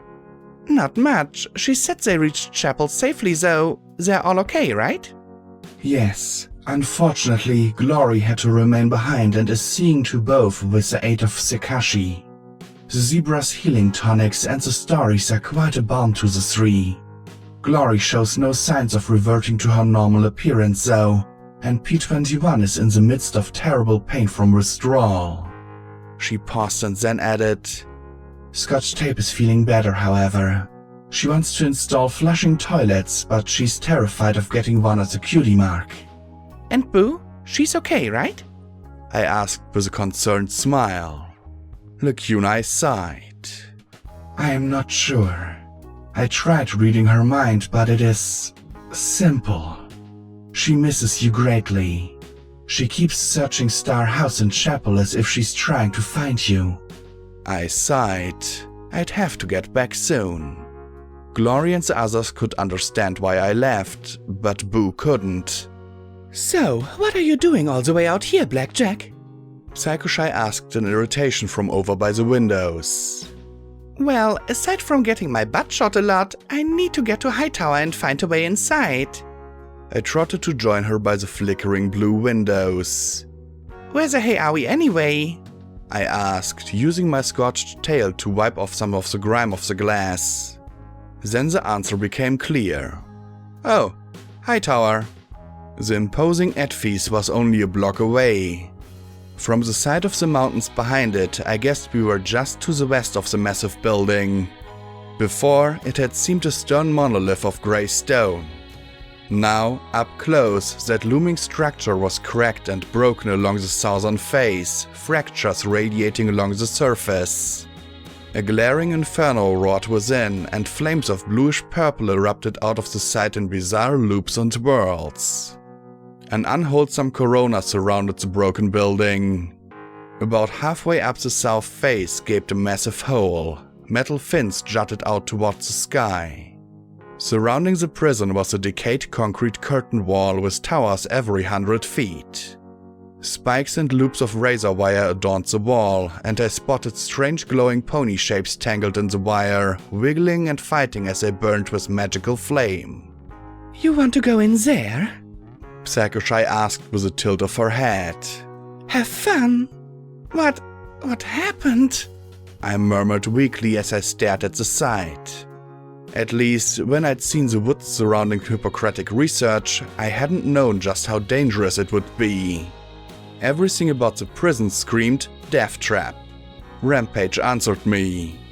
Direct hit by a giant zebra missile. Only the balefire bombs in the warhead didn't detonate properly. There should just be a crater there. Instead, the bombs have been cooking the inside of that prison for the last 2 centuries or so. I groaned and hit my face in my hoofs. Look at it this way, Blackjack. Now you'll get to be an undead cyber unicorn pony. I sighed. It would have been safer and smarter to walk away. Deal with the problem some other way. Just forget EC-1101. So, how do I get inside? I asked with a grimace.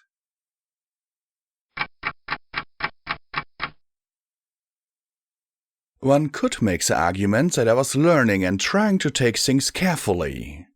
One could also make the argument that I wasn't learning enough since I still planned to go inside. Both arguments were made by Rampage and Psycho-Shy as we trotted closer.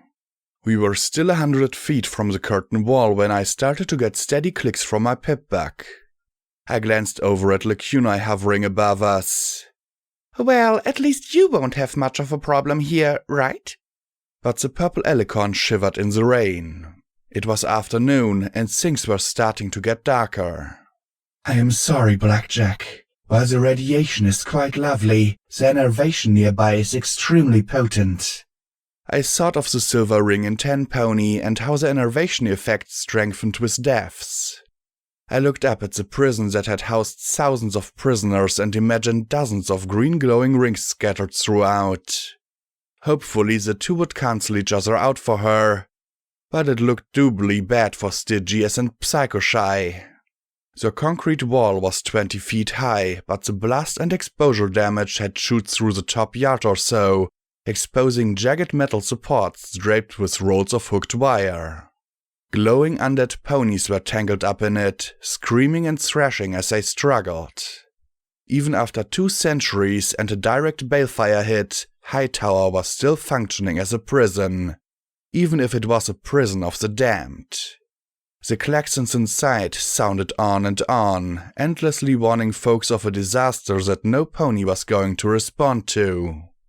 The tangled, feral ghouls fired some sort of balefire magic at us when we drew too close, and we immediately backed out of range. Well, undead ponies flinging radioactive fire was one hazard, but that was nothing compared to the turrets atop each watchtower. Their size made the energy turrets that Glory had set up in flank look like beam pistols on tripods. If even one was working, it could probably vaporize any flyer. Any chance you could just teleport me to the top? I asked hopefully, grinning at Lacuni. Better not, Pink. Rampage sneered behind me. We all looked at her scowling leer and she snorted. The fucking tower's got nasty spells for any fucker that tries to teleport in and out of there. Oh, you'd port in, right into an interrogation cell, and teleport out into a disciplinary cell. Razor wire, I murmured as I slowly turned around to face her. I really didn't know about this. The angel was bona fide evil, but Razor was a criminal too. How do I get into the prison then? Oh, spray paint Princess Luna as a mule fucker on a wall in Canterlot. That should do it. The striped mare said in her disdainful leer as she stepped past me and looked up at the edifice. You don't break into the tower. You dream about getting out. Even if the only way out is a bullet in the head. Right. But how did you physically get into the prison? Is there a gate or what? I asked as I looked up and down the block the prison occupied. What? You want me to give you the fucking tour for dumbasses, Pink? The striped mare pointed at a smaller, uglier grey building on the opposite side of the street to the west of the prison. Processing, admin, and visitation. Not that I got any. She added with a scowl as we walked along towards it, careful not to attract the attention of the thrashing, glowing ghouls. Once they finished putting hoof inside every orifice, you got your uniform and your soap on a rope, and they'd extend a bridge over the street. It was as good a place as any to start. Processing looked like a miniature prison itself, but the rusty chain-link fence was easy enough to push through, and I stomped down on the razor wire that was set out around the base. A rusted metal mesh netting was strung out over the parking lot. For Pegasi, I presumed. The heavy metal doors were intact, but Stygius found a window adjacent to it and peered inside. A second later, he disappeared in a flash of black light. That is so cool, Psycho-Shy murmured. Does he make you all wet and juicy? Rampage smirked. Psycho-Shy flushed and scowled back as the striped mare nickered. He sure makes me want to ride his pony stick. Back of the line, Psycho-Shy started to say. Then Rampage hugged her arms around the Pegasus' neck and gave an immense heave, swinging her in an arc and slamming her flat on her back on the crumbling asphalt. Rampage put her hoofs on her splayed-out wings, pinning them to the earth. I said the fucking line! You think you're a badass, don't you, Psycho-Shy? Rampage shouted in her face. You're nothing! You're fucking nothing but a scared little feather cunt! In the tower, I knew Mare said cuff off your wings and make you the Earth Pony, bitch! You think wasteland ponies are fucking mean? You think rape and murder is bad? I was locked up with fucking mares that had nothing else to do but think of ways to hurt each other!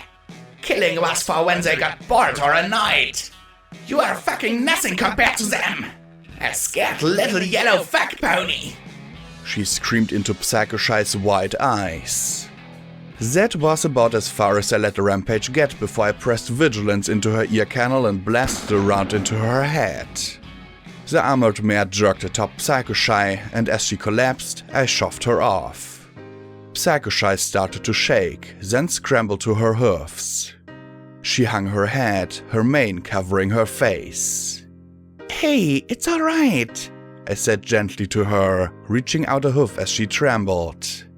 No, Blackjack, it's not fucking alright, she said as she whirled at me, tears in her eyes. I used to never be afraid of anything. I could kick any pony's ass whenever I wanted. I beat you. I was never afraid. Never. Now I'm scared of everything. And I've got you pitying me. Don't you get it? She sobbed, grimacing. I would have rather have died than that.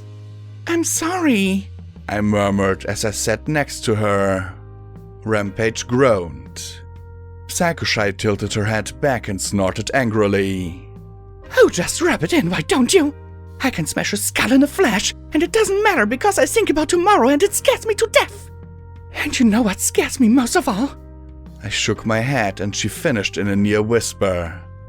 That it's never going to stop. Rampage groaned again and sat up, then rubbed her left ear vigorously. What's with this ringing in my ear? She blinked, then spat out a mouthful of bloody bullet fragments. Blackjack, we've got to find a better way to snap me out of it. This is just getting ridiculous. Then she caught Psycho Shy's sniff and looked over at the yellow Pegasus hanging her head in shame. Okay. It wasn't always about me. Hoofington didn't just suck for me. It sucked for every pony. Sanguine had watched his family die before his eyes. Psycho Shy lost every pony that she'd believed cared about her. I found out some things, Psycho Shy, about you, your mom and dad. I know it probably doesn't matter, but they loved you very much. When they thought you were lost, it nearly broke both of them. They were going to name you Whisper. She lifted her head and looked at me with a teary eye and gave a little hiccup and sniff. Finally, she muttered sickly, That's a fucking horrible name. Better than Go Fish, I replied. That actually got a smile out of her. She sniffed and rubbed her eyes. Fuck, I can't believe you actually made me cry. Badasses aren't supposed to cry. You never cry, she muttered. I sob my eyes out every other day, it feels like. You should have seen me after Priest and Scoodle, and boing. That drew a questioning look from my friends and a dark glare from Rampage, but that'd be a time for that later. Crying is the soul dealing with pain. Otherwise, you keep it all inside and it drives you crazy. Rampage muttered something about me playing therapist and being doomed. At least Lacuni's nod let me pretend I'd said something profound. Psycho Shy sat a moment and sniffed. I'm sorry about that. Priest, I mean. I sighed. Late but sincere was better than never of it at all. She stood and pushed back her mane. Psycho Shy's a stupid name too. And calling myself Fluttershy. Every pony loved her. I just wanted that. She looked at her flank. Stupid cutie mark. Who wants to like a mare with that on her flank? I had to admit, it wasn't a mark that suggested good interpersonal skills. We are what we choose to be, Lacuna said softly as the doors to processing began to bang and thump. I smiled and sighed as I saw her staring at where Stygius had disappeared. We're not in a relationship, Psycho Shy. If you like him, well, do something about it. She looked back at me flatly and I added, He's a good guy, a bit impulsive, but he means well. Just try and be nice. Blackjack, don't. Please, don't, Psycho Shy said as she shook her head. I'm not a nice pony. I don't know how to be nice. He's not going to like me. First cute guy with wings, ever.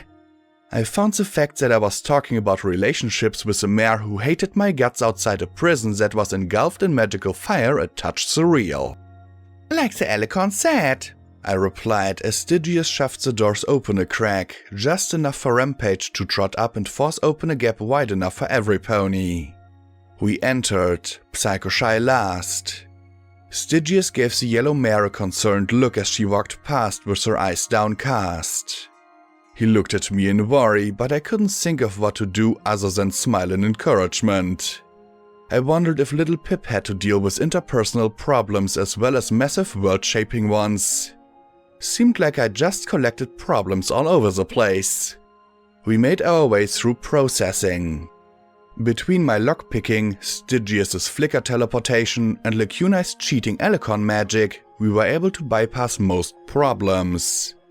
We came to a back office that had been turned into a camp of sorts, a half-dozen ancient bodies clustered around an impromptu fire in a waste bin. I suppose they'd been the staff that hadn't tried to run. Every skull had a bullet hole. One had left a note. "We're sick and running out of food. We can still hear screams and alarms from the prison. The warden has it all on lockdown. They're going to die. We're all going to die. Luna and Celestia are dead. It's the end of the world. The fat one asked to be let back inside, but it's too late. I don't even know how he got out. Even if we could extend the bridge, the systems would kill him before he reached the prison building. I'm so sorry, Russet.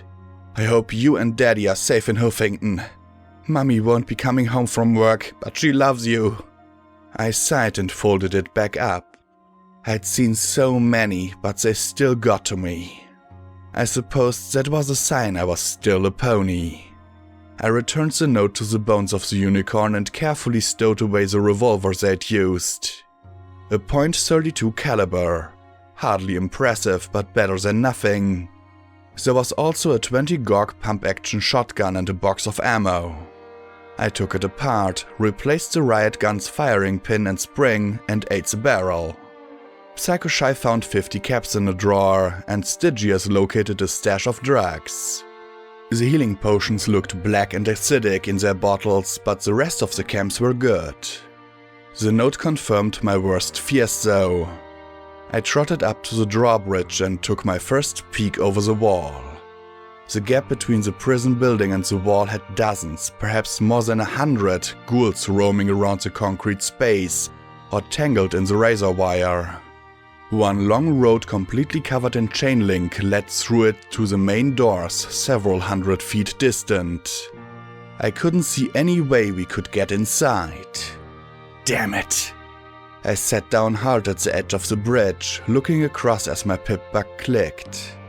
Thanks to my cybernetics, I was resistant to the radiation, but I wasn't immune, and none of that would protect me from the balefire of those glowing ghouls. Maybe it was time to throw in the towel? We could always go to Meat Locker, Psycho-Shy suggested. Don't think you noticed, but none of us are ghouls, Rampage retorted. The yellow mare stood. You don't have to be a ghoul to get in. I went there a couple of times with Sanguine, and they were fine with me. You just have to be not a jerk, that's all. She tilted her head. Granted, the smell took a lot of getting used to, but it's not really dangerous. Right, till they start eating your liver, Rampage retorted, holding her stomach. They don't allow ferals, Psycho-Shy retorted, then turned to me. As long as you've got business, they'll deal with you. And they're not far from here. In fact, you can see the hospital right over there, she said as she pointed at a large, low-built building that I'd almost taken for a granite hill rather than a structure. Like everything in the eastern part of the city, it was built like a bunker. I glanced over at Lacuni and Stygius. The latter simply shrugged. It was too close not to check out. Okay, well, let's go visit some undead ponies.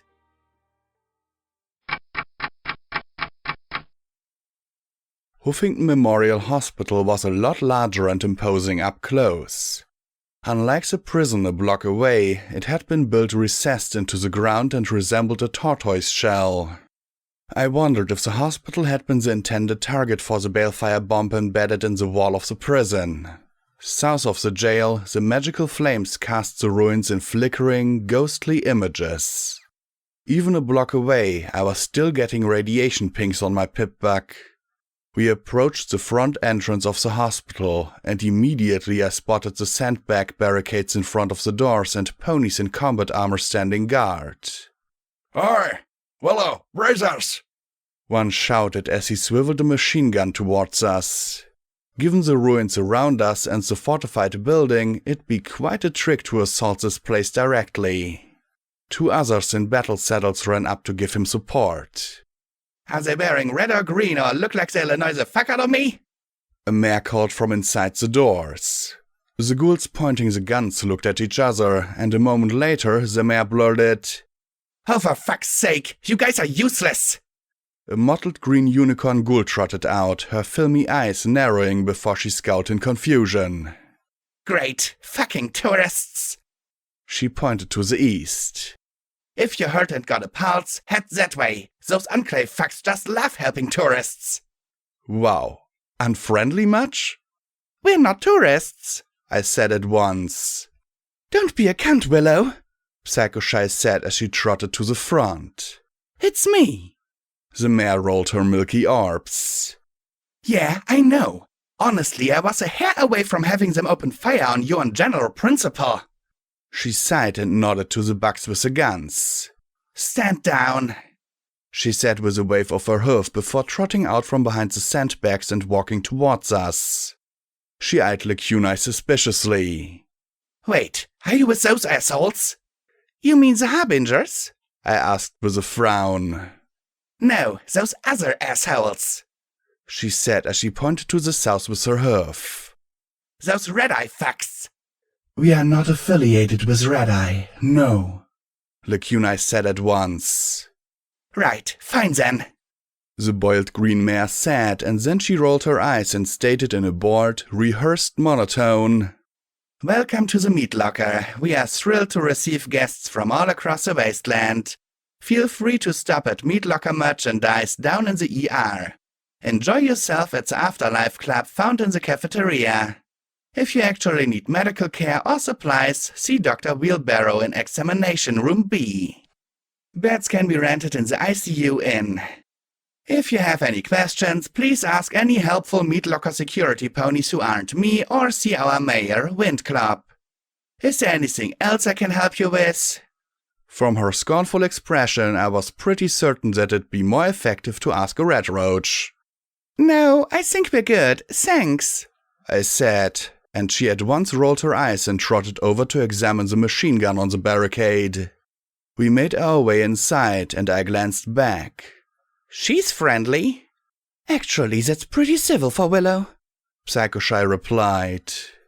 "I wonder why she didn't comment on Stygius, though."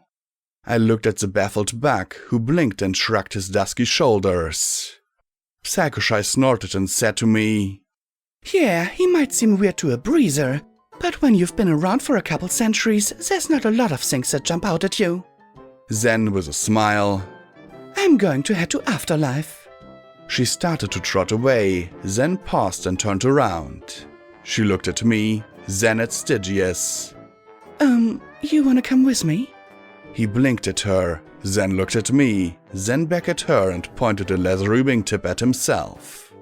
"Yes, you. Come on, Afterlife's not bad. Just stay away from the rain boom and you'll be fine." Her smile became a little strained, fraying with nervousness. I nudged his hip with my own and he jumped, and then trotted up beside her. She relaxed as they walked into the gloomy hospital together. And it really was gloomy. Unlike the Fluttershy Medical Center or even Happy Horn, there was virtually no decoration or attempt to make the interior woodsy or cute. Only a few emergency lights lit the atrium, and there were more sandbag barricades inside, clearly fallback positions in the event of a siege. A few more ghouls with guns looked on warily. "You've sure been nice to Psycho Shy," Rampage observed as she trotted along at my side. Any reason? Can't I be nice to be nice? I countered as I looked for a sign or some clue of where to go. Ordinarily I'd say no, but you're weird like that. Rampage admitted and then asked with a little more concern, You're not doing it out of pity, are you? What if I am? She's miserable, I said with a little frown. She deserves to be. Look, I know you forgive on the drop of a hat, but Psycho isn't a good pony. She's vain and selfish, and she's so full of hate right now. She hates you for killing Sanguine. She hates Sanguine for using her. She hates herself for being used. You need to be careful with her, Rampage warned as she walked beside me. She's getting awfully attached to Stygius. So, what's wrong with that? He's a good pony. He helped me in a way I needed to be helped. Which was apparently a problem for my friend given how she rolled her eyes. He'll help her too if he can. Because now you're done with him? She said sharply, then groaned and shook her head. Never mind. I said I'd drop it. Look, I'm going to keep an eye on those two. If you're going to ask about Hightower, find out from the mayor or some pony. And then she was gone. What is with her? I said as I glanced up at Lacuni. Perhaps she feels you've had an inappropriate relationship with Stygius, given your affection for glory. Or perhaps she feels you are using him in a way that is going to hurt his feelings. Or maybe Rampage respects you a great deal and is having difficulty accepting that you are not as perfect as she perceived. Perfect? Me? I tapped my metal leg against a pillar. Has she seen me lately? I'm the biggest fuck-up in the wasteland. Yet you endure, you persist, you overcome. Even now, you're here looking for a way into a place most ponies would simply give up at the first sight of. And you've yet to sacrifice your virtue for it. You suffer instead. She smiled as she shook her head. Believe me, the goddess is far happier that you are out here running around Huffington than in Canterlot. Is that why she's letting you stay with me? I asked with a smile, spotting a flickering arrow-shaped light on the wall pointing towards ER. That, and I've asked her to let me, she said in a gentle murmur. I flushed a bit, then looked back at her and smiled, giving her shoulder a thankful nudge. The light picked up quite a bit as we reached a pair of double doors marked Emergency. The ER itself was a horseshoe-shaped chamber with alcoves along the outside wall. The exit doors were choked with rubble, making the chamber a cozy space, and several ghouls mingled around the old nurse's station. A lively tune was being played over the PA system that made me smile despite myself. The nearest alcove had a counter built across it with tulips painted on the front. Behind it were a number of pieces of barding hanging from old IV stands and a petite unicorn ghoul who might once have been a rosish color. When our eyes met, the young mare gave a hopeful smile. Hello. Welcome to Tulips. My armor is guaranteed to keep you safe. If any of my equipment fails to save your life, I'll give you a full refund. She tried for an enthusiastic grin, but only pulled off a shy, self-conscious smile. I wasn't sure if she was blushing or not as she stared at my barding. What happened? Did you run afoul a flamer or a dragon? Flamer, I said with a small smile as I glanced down at the scorched green armor. Can you fix it? Sure, but it's stupid expensive. She stammered as she trotted underneath the counter and walked around me. Cheaper to buy a new suit and reinforce it. A ghoul repairing some firearms, mostly low-caliber pistols and bolt-action hunting rifles, that were laid out on a gurney next door rolled his filmy eyes. And that's why Tulips always broke. The small unicorn lowered her head a little. Oh, don't worry about him, Han. A greyish ghoul mare said to her from browsing the next stall over. She wore a gentle smile, and I was surprised by how well dressed she was and how much of her pink mane was still intact. Tulip knows her barding better than I know how to work a needle and thread. And given how the Grey Ghoul's mottled cutie mark was exactly that, I supposed she was quite good indeed. Thanks for... Tulip murmured. Alright. I checked my pip bag and then took out some of the gold and silver I'd looted from Goldenblood's house, my pip bag calculating their value in caps. How it did so, I couldn't begin to imagine. I held up the spool of gold. How about this for some quality armor? Sure, I can get you something right away for that. Let me use your old armor to make sure it fits. Give me an hour. Tulip stammered as she scrambled under the counter again. I removed my armor and floated it over. The grey unicorn ghoul smiled as I trotted away, Tulip digging through the boxes in the back of her stall. You just make Tulip's day. Poor dear knows her trade, but she's not terribly confident, she said as she led me across the ER to another stall. This one, however, mostly held pre-war clothing. There's no reason to trot around in just your hide like that, she said as she dug through the racks. I gave a slightly confused little smile as I looked at the salvaged sign in the back of the stall. A bundle of weed. No offense, but ponies usually don't wear clothes. Heck, even in 99 we didn't usually wear them if we were off duty. The only mare that had really cared about them had been the Overmare's mother. True, but that's no reason to not wear them, she said brightly, selecting a plate green pleated skirt, matching blazer, white blouse and lacy undergarment. And now that I looked around, it struck me that just about every ghoul was wearing some article of clothing or another. Here, a gratuity for being so understanding to Tulip. I felt too self-conscious to refuse the gifts and put them on, surprised at how well they fit. I flushed a little, looking at myself in a cracked mirror. Well, don't you look like a perfect student for Princess Celestia's School for Gifted Unicorns? The gun ghoul teased. I harumphed and refused to let the jackass get to me. From the look on V's face, I'd done her a favor. If I may ask, she said as she carefully adjusted the skirt to cover my posterior. What brings you to Meatlocker? You don't seem to be bothered by us, but you're not a regular. What should I be bothered by? Okay, there was a slightly off-putting meaty smell about the place, and some of the ghouls looked even more ragged than others. But given what I'd seen so far, they weren't anything bad. Looking for a way into Hightower, I answered and got a gasp and a stare from more than a few ponies. She adopted a concerned expression. If you're looking for salvage, there's plenty of other places to find it. Even we stay away from that place. There's something I need to find inside there, I said firmly. The ghouls around us shared significant looks, some rolling their eyes and others frowning in concern.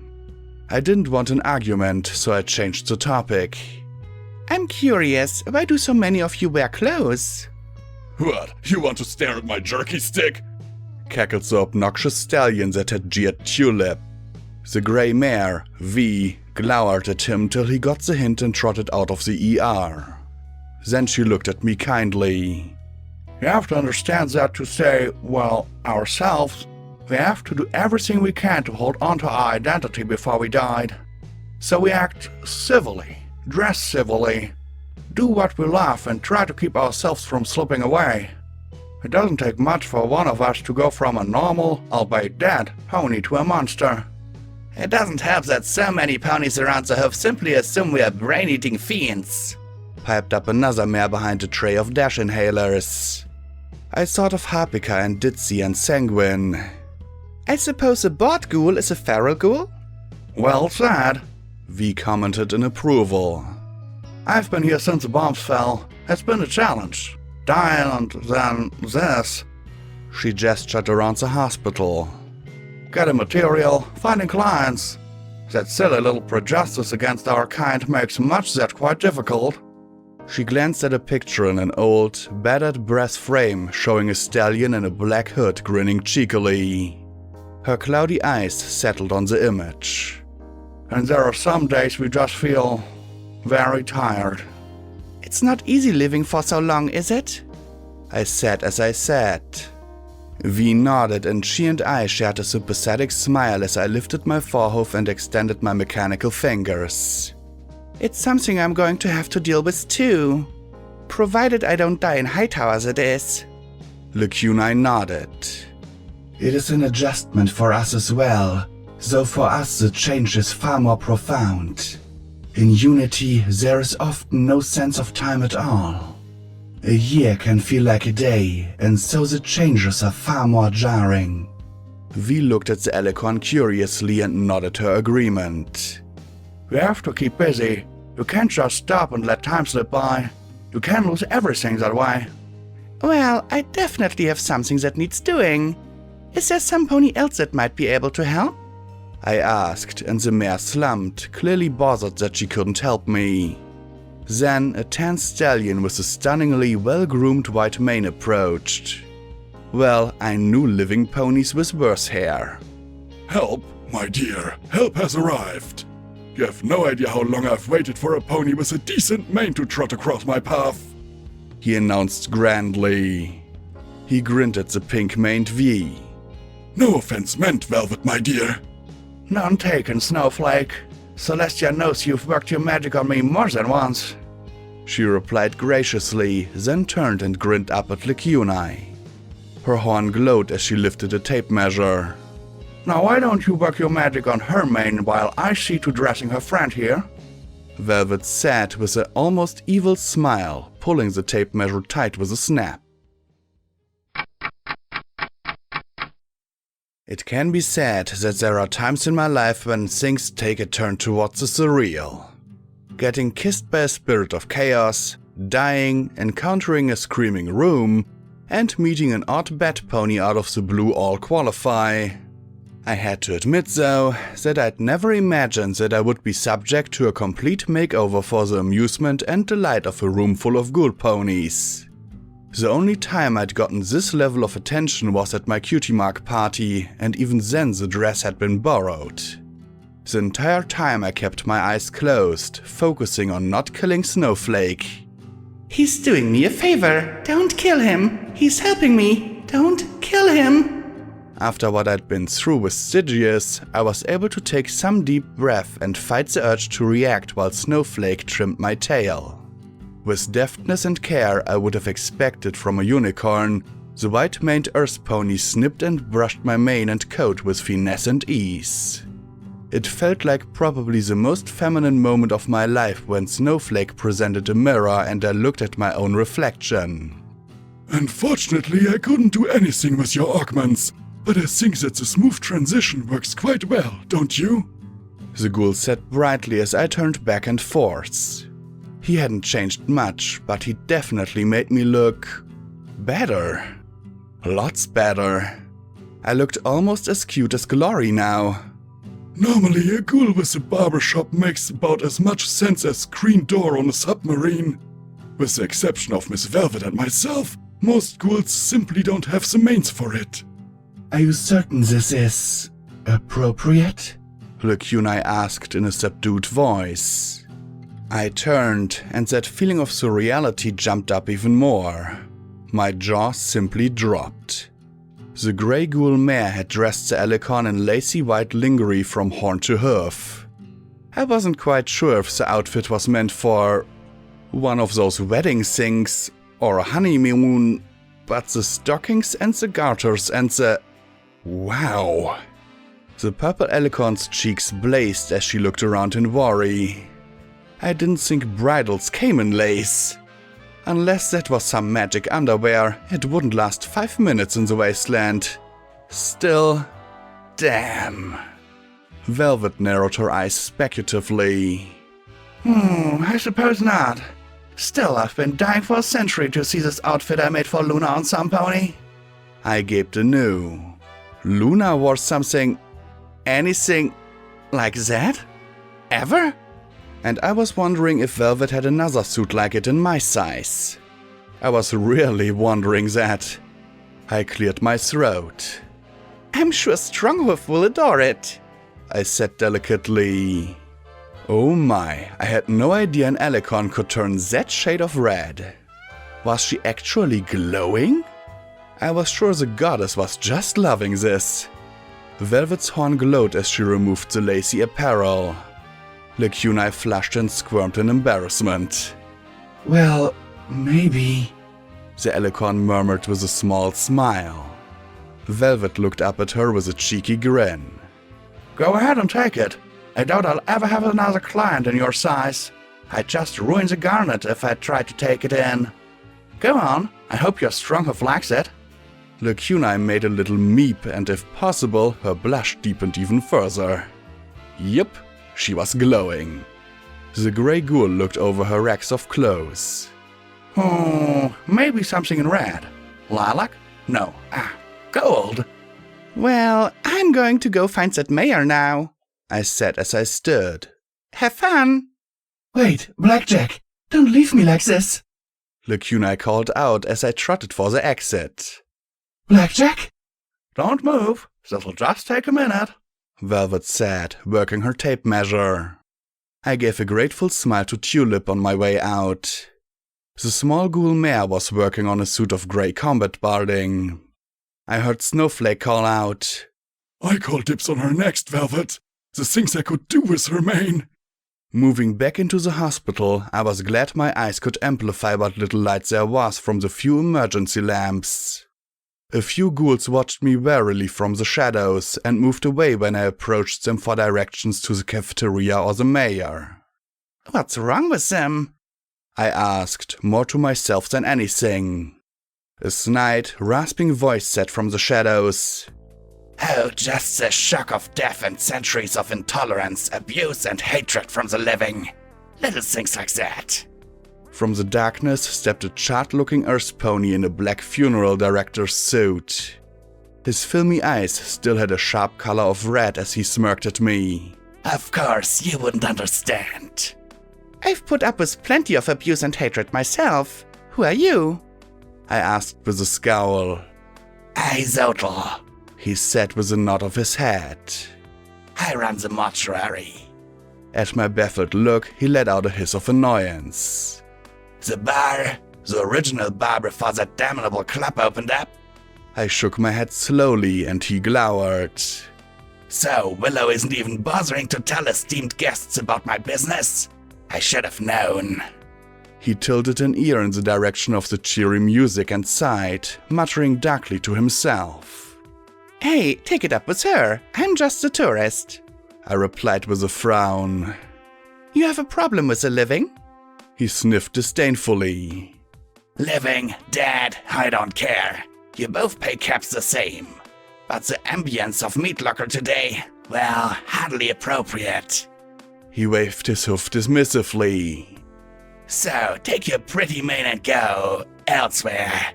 I don't have time to bother with you, miss. Security, I finished bluntly.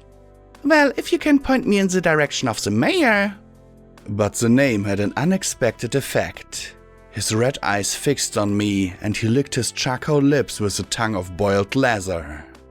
Oh, is that so? He straightened a little. Well, if you're looking for our illustrious leader, I believe he was cleaning a toilet in the ICU inn. Right down that hall there. Make a left. Thanks? I said as I backed a few steps away. My mane crawled as he smiled at me. Oh, no. Thank you. With that, he turned away and trotted back into the darkness. Why did I have a real bad feeling about that ghoul? I turned and went down the hall he'd indicated, wondering if there was some kind of trap. However, to my relief, the door on the left did indeed lead to the intensive care unit. Like the ER, the ICU was divided into stalls, but in this case, each one had been converted into a sleeping cell. I saw 4 non-ghoul ponies sleeping, but none I recognized. Holiday music played from a radio on the nurse's desk. I trotted up to the ghoul mare behind the counter. Can I help you, dearie? The mare asked. I'm looking for the mayor. Something about a toilet? I asked with a slightly baffled look. Oh yes, he's right over here. She guided me over to the ICU restrooms. Gotta keep those working for our guests. If you need a place to stay, we have many wonderful beds for rent. Thanks, I said with a far easier smile than I'd had with the actual what's-his-name. There was a sound of splashing from inside the mayor's toilet, and I dared to peek inside. A ghoul Pegasus stallion crouched over the toilet with a plunger clenched in his jaws that he worked furiously inside the bowl. His wings were almost entirely skeletal, held together by brown sinew, but they moved as if they were still alive. I just stood at the doorway and watched him work with a vigor I'd only seen in an olive filly. Finally, he pulled the plunger free and flushed the toilet. It gurgled and drained, and the stallion gave a satisfied nod. Mayor? I asked, and he turned towards me, water dripping from the red rubber plunger head. He spat it out and jumped to his hoofs with a grin. He wore a suit of Stable Tech utility barding, made with a 1 on the flank. Stable 1? Where was that? That's me, Mayor Windclop, engineer, political leader, and occasional janitor. So nice to meet you. He said as he grabbed my hoof and shook it enthusiastically. Meatlogger is glad to attract as many Smoothcoats visitors as possible to our fine community. Maybe he could wash his hoofs? Thank you, you're too kind. I'm Blackjack, I said, then added with a slightly concerned look. Smoothcoat? Right, because your coat is so smooth and tasty. He added, almost to himself, then he blinked and grinned nervously. And smooth. It's a better term than breezer in my opinion. And we want Meatlocker to be a friendly and open community in the wasteland. We hope that if we give smoothcoats like yourself a chance, then you'll give us a chance. He pulled a towel from his belt and wiped off his hoofs and face and then the toilet bowl. He flashed it a few more times and I heard a few clicks from my pip-bug. Visiting Meatlocker might be okay, but living here sure wasn't an option. So, what can I do you for? He asked as his bony wings stretched out and scooped up a top hat that had been sitting on the sink. It had a grey ribbon tied around the bottom of the hat and a shiny brass button that read, "Vote Mayor, crossed out Mayor, without a care." Well, I need to get into Hightower. I'm hoping some pony here can tell me how, I said with a smile. He laughed, grinned, smiled, and then realized I was serious. Break into Hightower? Into? No offense, ma'am, but that's crazy. Just crazy. No pony wants to break into that place. Well, I do, and I am. But if the ghouls of Meatlocker can help me, I'll be plenty grateful. My compliment made the Pegasus ghoul fidget a little, his wing bones clattering together. I see. Well, it's highly unusual. Nay, unheard of, really. No pony who goes in there comes out again, but naturally Meatlocker would be happy to help. He furrowed his brows in thought. You could talk to Nurse Graves. She used to work there. That'd be nice. Perhaps you could show me the way? I'd be happy to, but do you have a light? Some of the halls are pretty tough to navigate for a smoothcoat. My vision is augmented, I replied matter-of-factly. Oh, well, wonderful, he said after a moment's falter. Well, I'll show you the way. All the twists and turns can make navigation a problem. And the lack of illumination doesn't help either. Yes, it's a situation we really should fix for our smoothcoat guests. Unfortunately, light bulbs are in short supply, and don't get me started on illumination talismans. For a while we tried to use lit fires, but the smoke was intolerable. I'm hoping that when we get more guests, I can convince the residents to spring some more light sources. Darkness doesn't bother our eyesight very much, but it's a definite turn-off for smoothcoats, right? He looked at the mare behind the counter. I'm heading to see Wheelbarrow and Graves, Carol. She gave an errant wave of her hoof, not raising her head from an old magazine on the front counter. We trotted out, Windclop rambling on as we walked. When I got here 30 years ago, Meatlocker was just rife with poor ferals and a handful of folks wanting to make a home for themselves. It took 20 years to shoo the ferals into the subway and make something out of this place. Now we're really trying to reach out to the different factions around the hoof. It doesn't sound like every pony is happy with the changes. I met a ghoul, Yowie, something or other. He seemed damned put out with things, I said as we trotted through the dim hallways. Hell yeah, him. Harry Zuttle showed up 20 years or so ago. His morbid little bar ran on misery and bitterness. The more depressed folks there were, the more they'd drink and do camps to forget about their problems, and the more caps he'd made. With the club and everything, Meat Locker's a much better place. I'm hoping to change the name to Memorial rather than Meat Locker. Just more positive. He rattled on as he walked. I didn't think I'd ever met a ghoul who was so animated. So, you're from a stable originally? Stable 1. Originally it was supposed to be for all the government bigwigs and muckety mucks. Was designed even for the princesses. But it was a trap. Locked up tight and wouldn't unlock till every pony inside was dead. Of course, Canterlot got soaked in toxic pink cloud and it eventually killed every pony inside anyway. Or maybe it was radiation. Dunno. The bug said brightly with a shrug. Anyway, about 30 years back I had a embarrassing incident involving the origins of some protein I was fond of, and so I sought my fortunes out here. He coughed nervously. You have to understand, there's just some things a pony doesn't do in polite society, and I'd never ever have done it if I'd known. I chuckled and shook my head.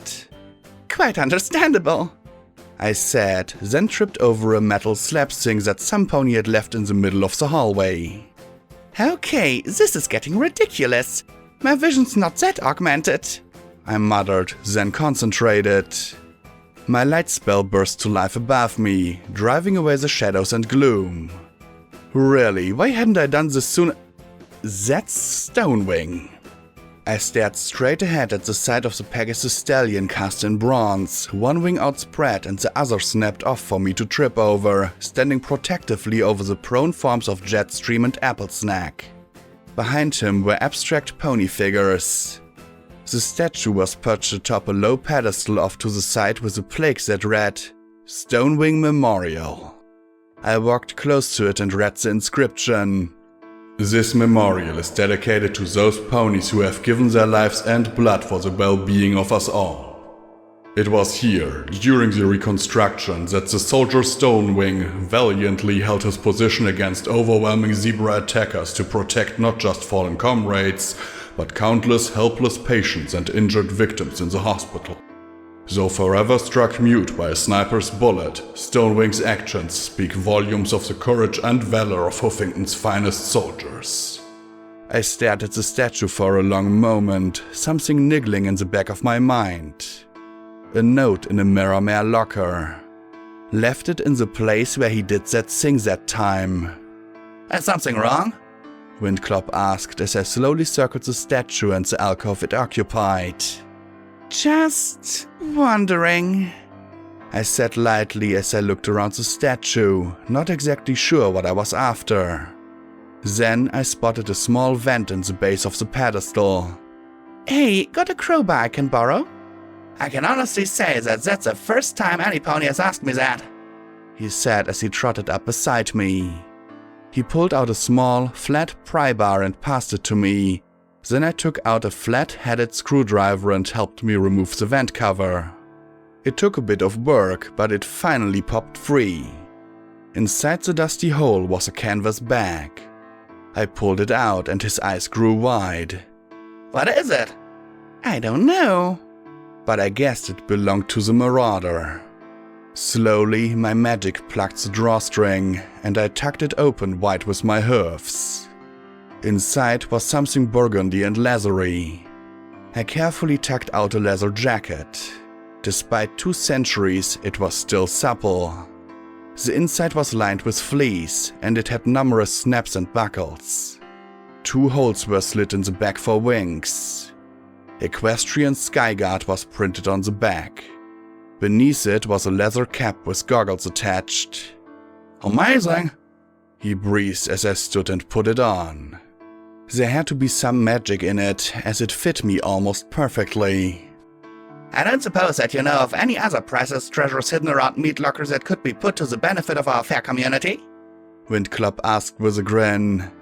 Sorry, Mr. Mayor, I wish I did. I felt in the pockets and found a small stack of photographs. A signed autograph of Rainbow Dash. Then one of Jetstream as a filly, perched on the edge of a cloud in terror. Another one of her on the beach. One of all the marauders in uniform, saluting as one. I sighed and tucked them back into the pocket. There was also another pocket loaded with golden bits. I looked at him and then passed over half. Here, for the well-being of Meat Locker. That sure made his day. He put the money away. I could only hope he'd actually follow through rather than keep it for himself, but he seemed the honest sort. Still an Equestrian Skyguard jacket. That's amazing. I think that's genuine Dragonheart, he said. No shooting me to find out, I said quickly as we continued on our way. I glanced back at the grinning memorial statue and smiled in return. We reached the examination room, but Dr. Wheelbarrow informed us that the nurse had gone to Afterlife. He made an effort to convince me to allow him some in-depth examination, but something about his tone set off even more alarms than usual and I declined. The doctor looked quite put out. We made our way to the club and chatted about whatever came up on the way.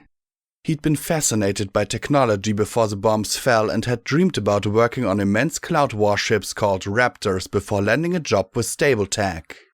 From his description of them, I imagined smaller versions of the Celestia with hulls of cloud streaking through the air and zapping dragons to bits. Apparently, being a Pegasus in a stable was a somewhat disheartening effect due to the lack of space to fly. That topic led to the revelation that he could actually still fly, despite the fact his wings were bones, and this led to a demonstration followed by a discussion of innate Pegasi magic. I was so wrapped up in our conversation that I missed the change in music coming from the double doors ahead. I've heard a variety of music in my travels, but this was different. This music was making my hips start to move.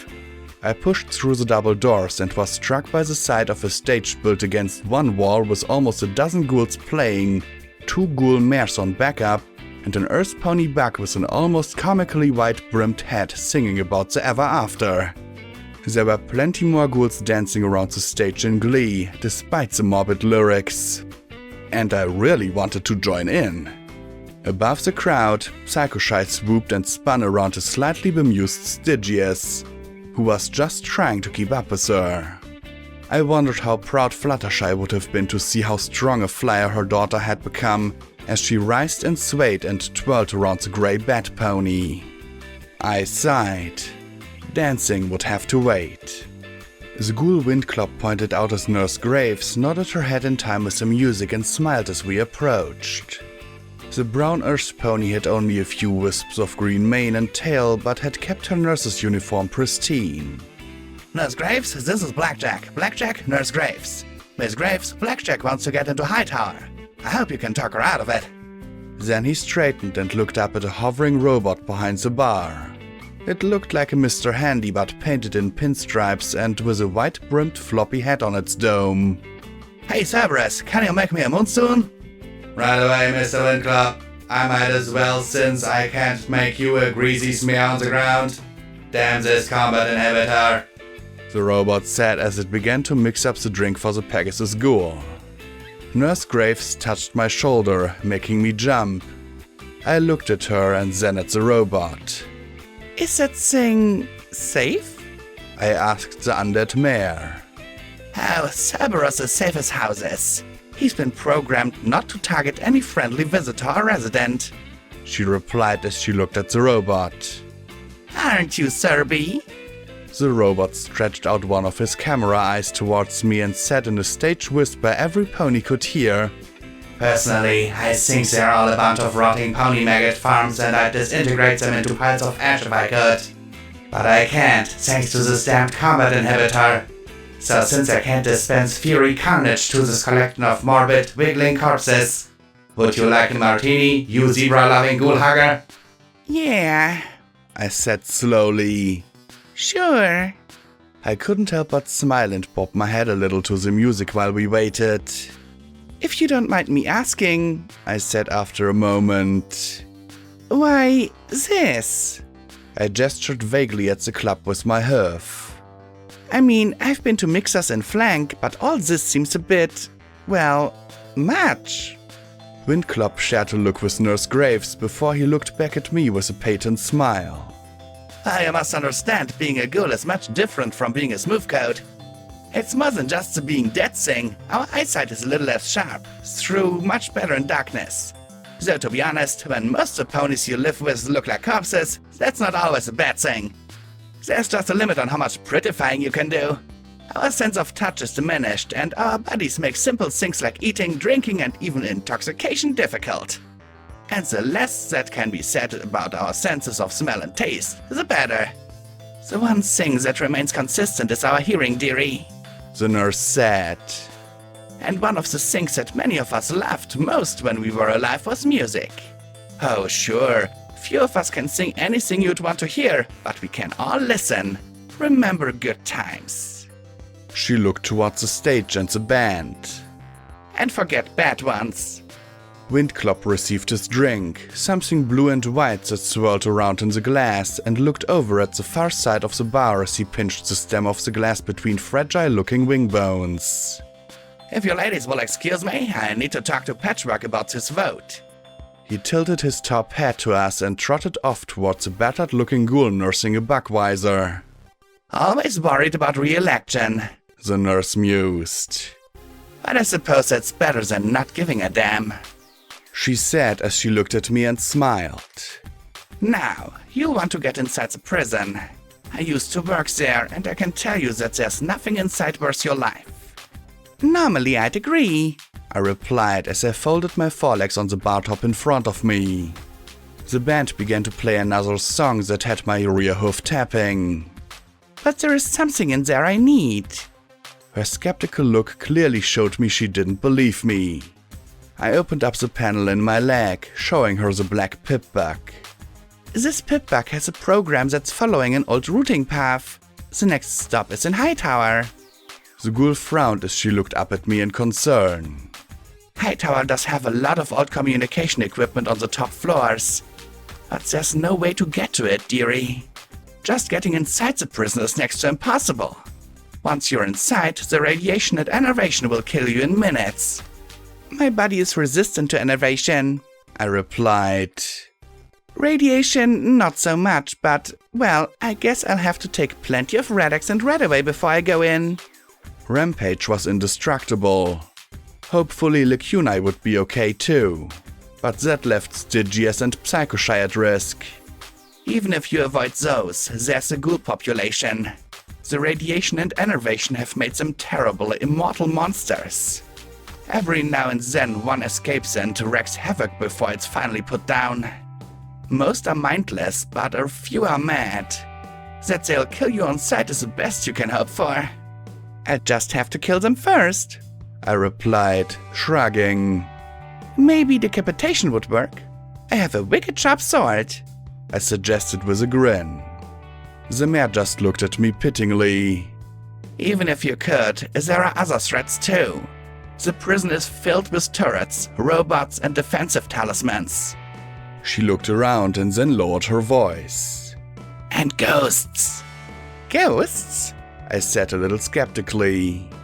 She nodded. They walk the wards as empty suits of armor, uniforms, or clothing. You can't hurt them or damage them. Well, great. Ghosts, robots, turrets, ghouls, radiation, enervation. When all this was done, I was going to the core for a vacation. Or maybe Thunderhead. Some place I could relax. Maybe if you can tell me how you got out? She shivered and shook her head. Cerberus floated over and set down a cocktail glass. For you, you corpse-loving zebra humper. If it wasn't for my inhibitor, I'd show you a glorious day in this pony's army. He then turned to Nurse Graves. Anything for you, you miserable lump of rising undead meat? Thank you, Cerberus. I'm fine, Graves replied. The robot returned to the bar, grumbling to itself. I took a sip and grimaced. I wasn't sure if I had a glass of alcohol or turpentine in front of me. I'm afraid I can't quite tell you. It's all quite muddled up. I was down in the infirmary when the lockdown order came from the warden's office. The prison was in a near riot when the sirens began and the prisoner population went into a frenzy. Then there was an incredible crash as a missile ploughed straight through the south wall. I curled up in a supply closet, and then I heard the most horrible scream imaginable. She shivered as she pressed her forehoofs to her chest. I think I died then, she murmured, and I barely heard her over the music. and I felt a pull, like something was trying to pull me out of my own body. All I could do was struggle to hold onto myself and keep myself together. She rubbed her face. I stocked the shelves. I organized and reorganized the infirmary constantly. It was something to do, something that was me. Every second I was fighting that pull, that horrible scream. Eventually, I couldn't take it. I had to either escape or I'd lose myself like all the others.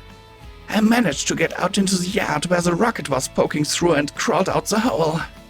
The fall broke every bone in my body. The mare gave a little shudder at the recollection. After that, I was able to crawl to the fence and found a small gap I could climb up. I had enough width left that I pushed under the razor wire rather than getting tangled up in it. Then I was free. The further I got from there, the quieter the scream was and the weaker that pull became. I came here since my home was long gone. I felt more me in a medical setting. I dedicated my own life to helping Dr. Wheelbarrow cure gullifications these last 20 years. I sighed, covering my face. She was right. Nothing she told me helped me get in. If Lacuna somehow could fly up to the hole without getting zapped... Is that EC-1101? The nurse asked. I dropped my hoofs and looked at her in confusion. She was staring at my hoof. Excuse me? The program you're following, is it called EC-1101? She asked, then chewed her lower lip in concern. Yeah? I said with a touch of apprehension. Why? She closed her eyes, seeming to be contemplating something. Finally, she looked at me and said in a nervous voice, "You'll need to talk to Mr. Shears."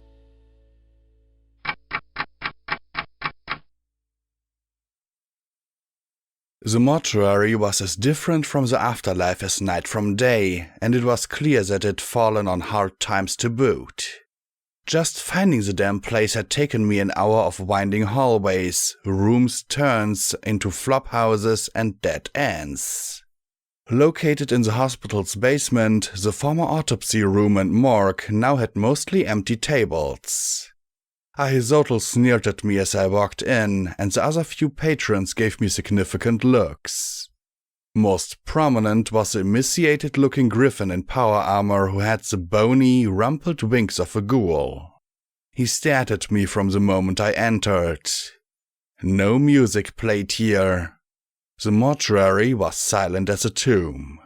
Surprisingly, Rampage was here. The striped mare looked up from a table bearing half a dozen bottles of alcohol and a box of a Bronco laundry deterrent.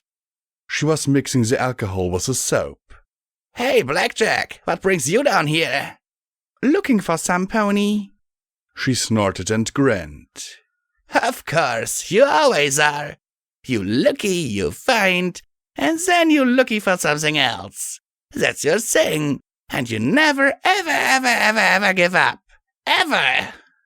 "What about you? Are you okay?" I asked in concern. "I'm good and feckled up." She tapped the side of her head. "I've got ponies crawling around in my head. Razor wire, twist. I'm trying to wash them out, but they keep muttering." She stared at me, her pupils 2 different sizes. "You see, if I just drink the alcohol, I'll piss it out before I feel it. Gotta give the body some other shit to deal with so the alcohol can work. Gotta remember that." She frowned at my clothes. "You're all prettified. What's the occasion?" "No occasion," I said and sat beside her. "Why are you in this place? Weren't you going to keep an eye on Psychoshy and Stygius? And wouldn't Afterlife be more fun anyway?" Rampage blew out a snort of annoyance. "Couldn't watch them a second longer. Too much noise. Wanted quiet. Now all I hear is razor wire bitching and twist crying." A few more bottles and I won't even hear that anymore. She swayed and then frowned. You need me sober? Not right away. Psychosha and Stygius are still in Afterlife. Lacuna is still in the market and I haven't gotten the information I need yet. Take your time if you need this. Bitchy, shy and hot flanks. Lucky. Why does she get all the luck? Didn't kill her in chapel. Let her come along. Kept her alive. Now she gets to dance with a nice guy. Not fair she has all the luck. She slurred as her hoof wrapped around a bottle and pulled it to her mouth. She took a long pull of the bottle, draining it entirely. And how's my luck? Had a kid. Dead now. Had a special pony. Dead now too. Reapers got stomped. Now there's just you. She snorted again and shook her head. Sometime I wonder if I'm like Lakuluni. Maybe I'm not really a mare. Maybe I'm just a whole bunch of fucked up ponies with no luck squished together. So all my bad luck is like super concentrated, you know? I know that's not it, Rampage, I said as I patted her shoulder. She scowled at me. Oh, you know? That's nice, 'cause I don't friggin' know. I don't know my name. I don't know who I am or who I'm supposed to be. She scowled at me. How come you get to know, but I fucking don't, huh? Fuck you. Had a sober duber uber gun and didn't use it on me. Fucking hurt, Blackjack. Fucking hurt. I want to help you, not kill you, I said with my own frown as she buried her muzzle in the box of laundry detergent. One and the same, Blackjack. One and the same. Next time, fucking vaporize me. That's all I fucking want. She said, her muzzle caked with powdery foam. I sighed and stood. Try not to overdo it, Rampage. Ahizotl trotted up to Rampage's table with 3 more bottles of booze balanced on his flank. Don't you look absolutely miserable? Here, have another bottle. Maybe tell old Uncle Ahizotl all about it. He said to the striped mare, giving a little buck that sent one of the bottles hopping off his rump and neatly onto the table. She's fine. She doesn't want to talk to you, I said as I scooped out some bits and set them on the table. That's for her peace of mind. Don't bother her. He snorted but swept them into his coat pocket anyway. They're not caps, but they'll do.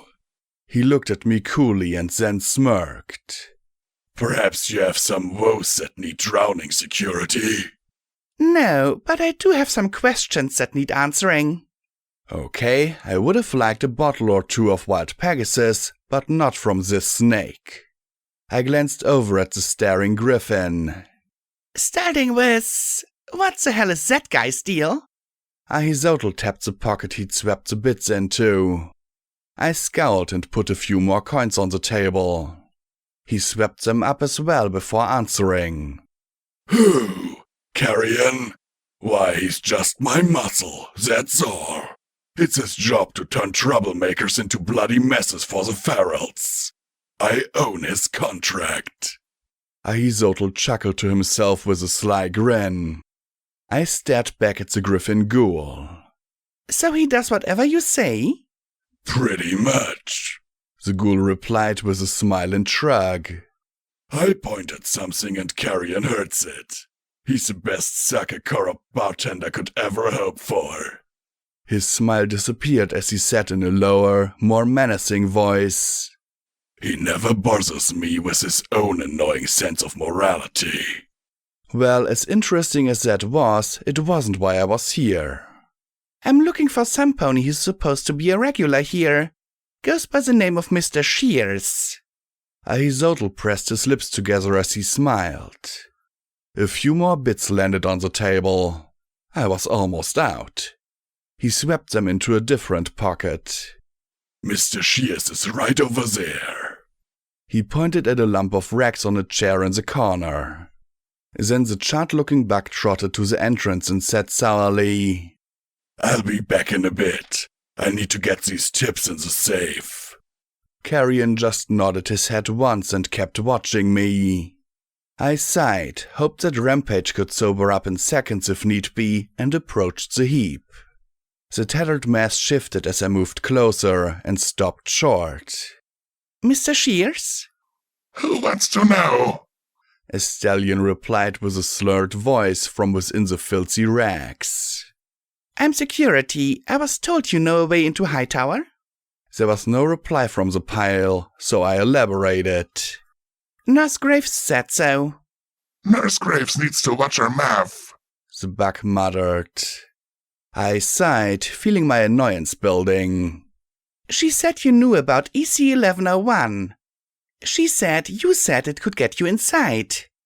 The name made the heap lean forward towards me at once. Do you have it? Can it be possible? I flipped open the panel on my leg and showed the pip-bug screen, then brought the file up. The heap shuddered once more. It's true, after so long, finally. So you can use this to get me inside? I asked with a small frown. Oh yes, there is a way. A secret way closed when the projects were sealed. Oh yes. The Rex slurred softly. However, there is a price. I'm not going to tell you out of the kindness of my heart. Oh no. Two wrecked wrapped forelegs rubbed together. No. My price is simple. Take me with you. Take you with me? I blinked, scowling in confusion. What do you want to go to Hightower for? That's my business. The heap hissed sharply. Mine, and no pony else's. Do we have a deal or not? I was tempted to turn him down till I got some more answers, but maybe if I agreed, he might share a little more information. I sighed and extended my hoof. Deal. The rag-covered limb reached out to bump against mine. Get ready. Even if we get inside, you'll be hard-pressed to last long. I'll be waiting right here till you're ready. The heap leaned back in the chair, rubbing his boiled-looking blue hoofs together. Finally, oh yes, finally. So? I prompted, hoping for more information, but he just waved his hoof dismissively. I snorted, not liking this, but also not wanting to alienate the only pony who said he could get me inside. There wasn't much else to do beside tell my friends and make some decisions. I gave Rampage a parting pat, then trotted past Carrion and into the hallway towards the stairs leading back up towards the ER. I'd have to load up on bullets, picking up my barding, and convert as much salvage into caps and ammo as I could. Then I froze as I stared at the concrete steps that led up to the main floor.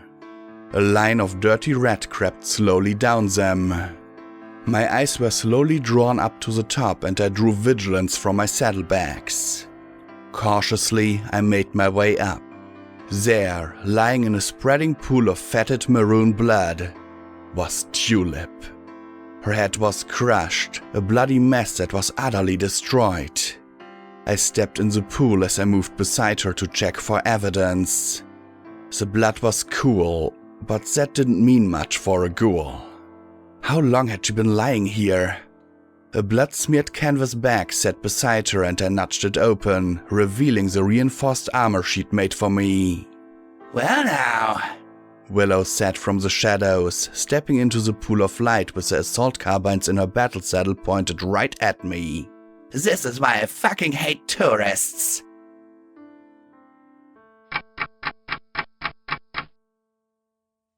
Footnote. Maximum level reached. Credits. You have been listening to Fallout Equestria Project Horizons Chapter 45. This chapter was narrated for you by Visual Pony. Sound effects were provided by freesound.org and Visual Pony's own production. Music was provided by the YouTube Audio Library. See you next chapter, every pony. Sincerely yours, Visual Pony.